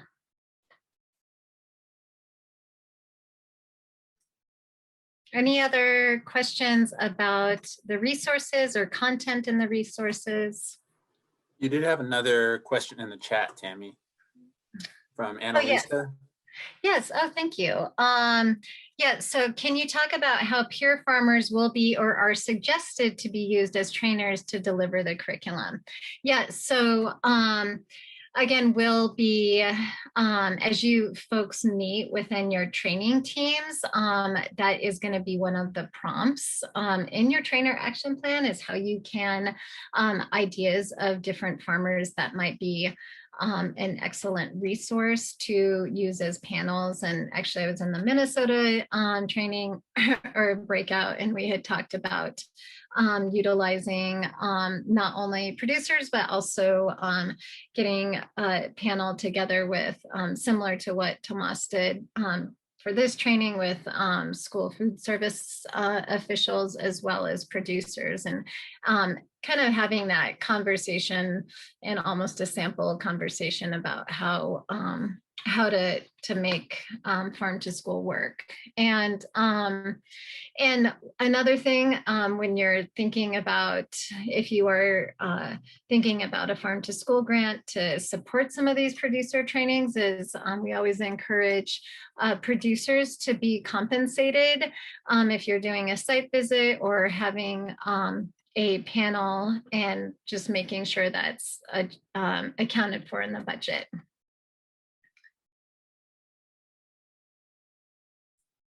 I will also mention one other thing, Annalisa, is just that if you have specific types of producers, it would probably that you're targeting a trainer for example, like in Montana, we're big on beef to school. So yeah, just, making sure those panelists really reflect the type of producers that you're reaching out to.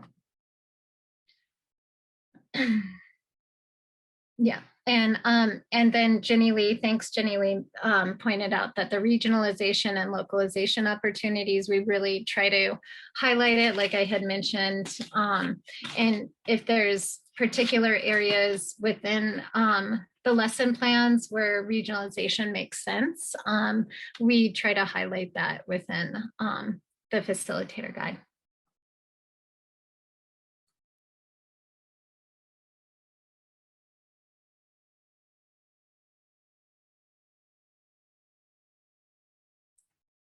Feel free to reach out to me as well. I'll put my my email in the chat if you run into hiccups with the curriculum. We'd love to know. you all are our maiden voyage on, on training facilitators. So.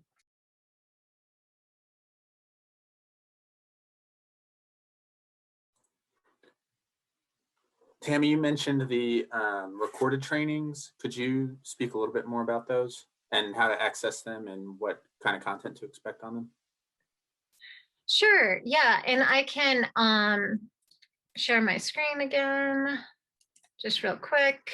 And they are at the facilitator facing resources. So back to the main Bringing the Farm to School page, go to the facilitator resources, and then you see these additional resources. So Bringing the Farm to School background information is just that, talking about background information, as well as the Farm to School grant as a potential to fund trainings. And then the Building Your Training Team is a recorded training on that would be great for you folks to view while you're at this training or directly after that.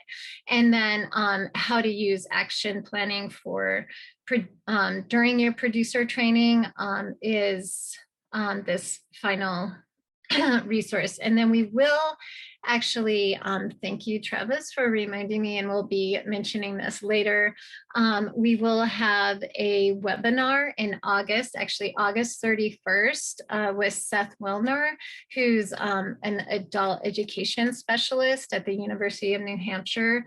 And he's going to be talking about how to use adult education principles for training producers. So we'll be making sure to reach out to all of you folks about that closer to the date, and that will be a live webinar.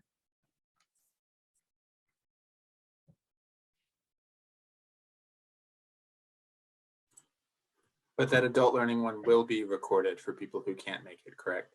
Oh, of course, yes, yes, it will be. And it will be in that same spot on the facilitator facing resources.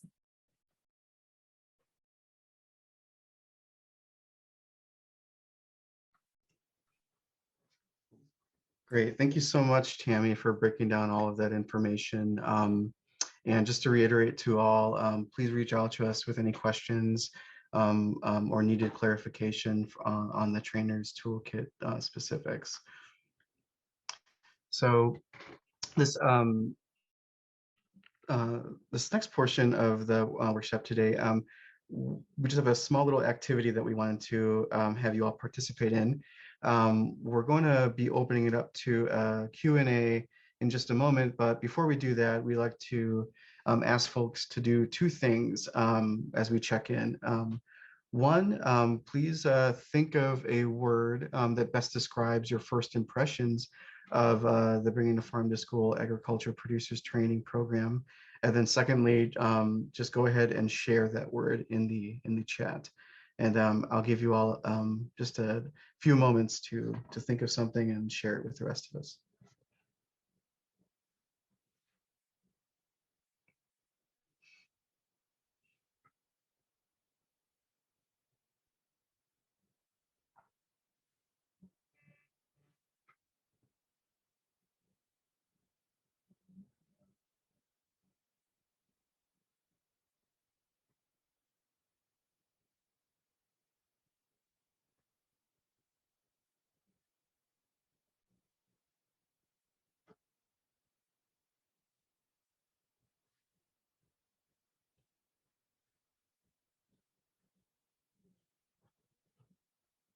Great. So I'm just going to start reading off some of the responses that we've gotten so far.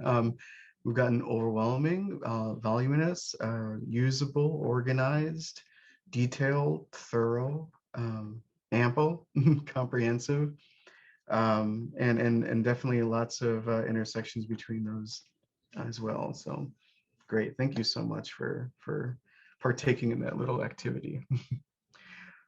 So right now we'd like to move into just a general Q&A for you all to share any burning questions or give you an opportunity to ask for clarification on the large amounts of information that we've delivered today.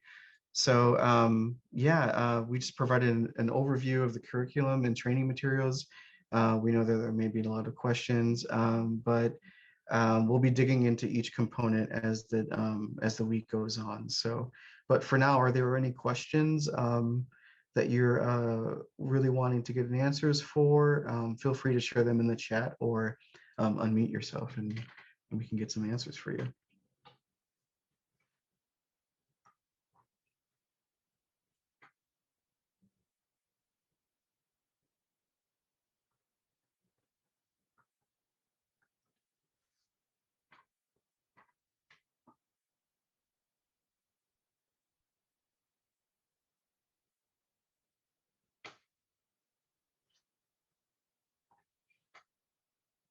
Great. So there was a question, will this kit be available in other languages?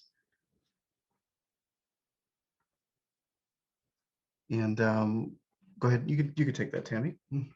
Yeah, yeah, so we will be having components of the kit, mainly the producer-facing resources translated into Spanish by our amazing advisory council members at the California or Community Alliance of Family Farmers in California. So that at this point, that is the only translation that we are planning so far.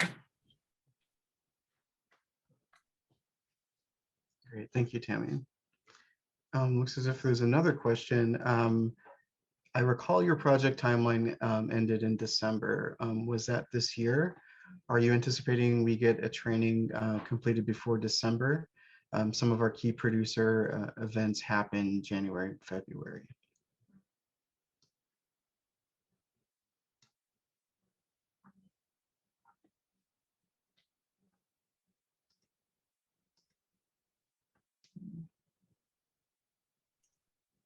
Should I answer that, or does Devon? That's open to the group or team. I was wondering too. I'm happy to answer that. Mm-hmm. So our original timeline ended earlier, but with COVID and many delays that had to do with COVID and developing the curricula, the timeline is pushed out longer. So we will be doing trainings through the regional facilitator workshop trainings, such as this, through December, and we'll be providing technical assistance through the new year 2022. We will be seeking an extension to the project. Currently, it ends September 2022 to continue doing technical assistance. Hopefully that helps. I'm happy to give any clarification needed.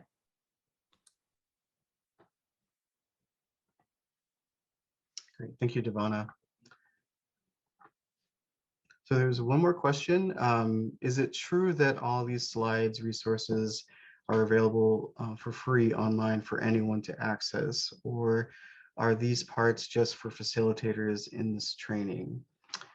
They are for free and accessible online.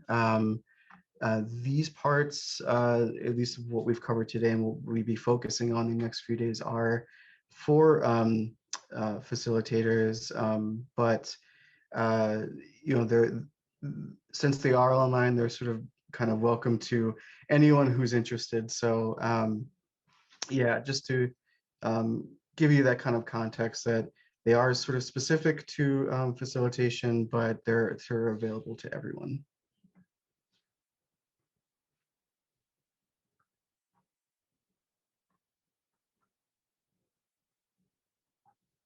Great. Well, if there's not any other questions at this point, we can just really move on to our wrap up and reflections of the day. So in closing, we would just like to check in with you all again about some of the goals that we had for the day. And we'll have another small activity for you all to participate in.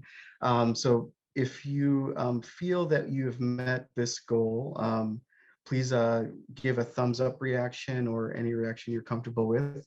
I'll just look out for all of your reactions in gallery mode. But yeah, the first goal, having a better understanding of bringing the farm to school project and materials.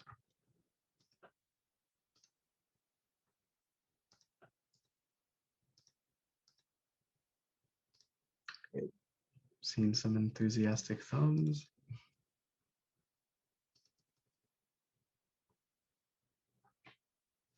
Okay, the next goal, have seen a panel in action and understand the purpose of a panel in local producer trainings.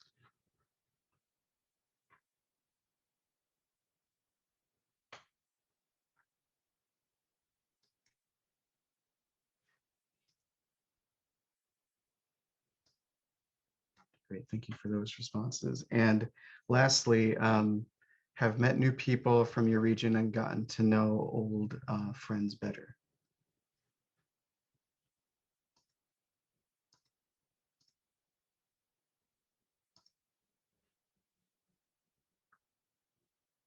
Great. Excellent, excellent. Well, thank you for sharing those thoughts. Tomorrow we'll be digging into the first half of the producer's curriculum content, the introduction, modules 1 and 2, and we'll be spending some time in our state breakout groups to work on action planning. So yeah, that will conclude our first day of the Regional Facilitators Workshop. Thank you so much for joining us, and we look forward to seeing you all back tomorrow.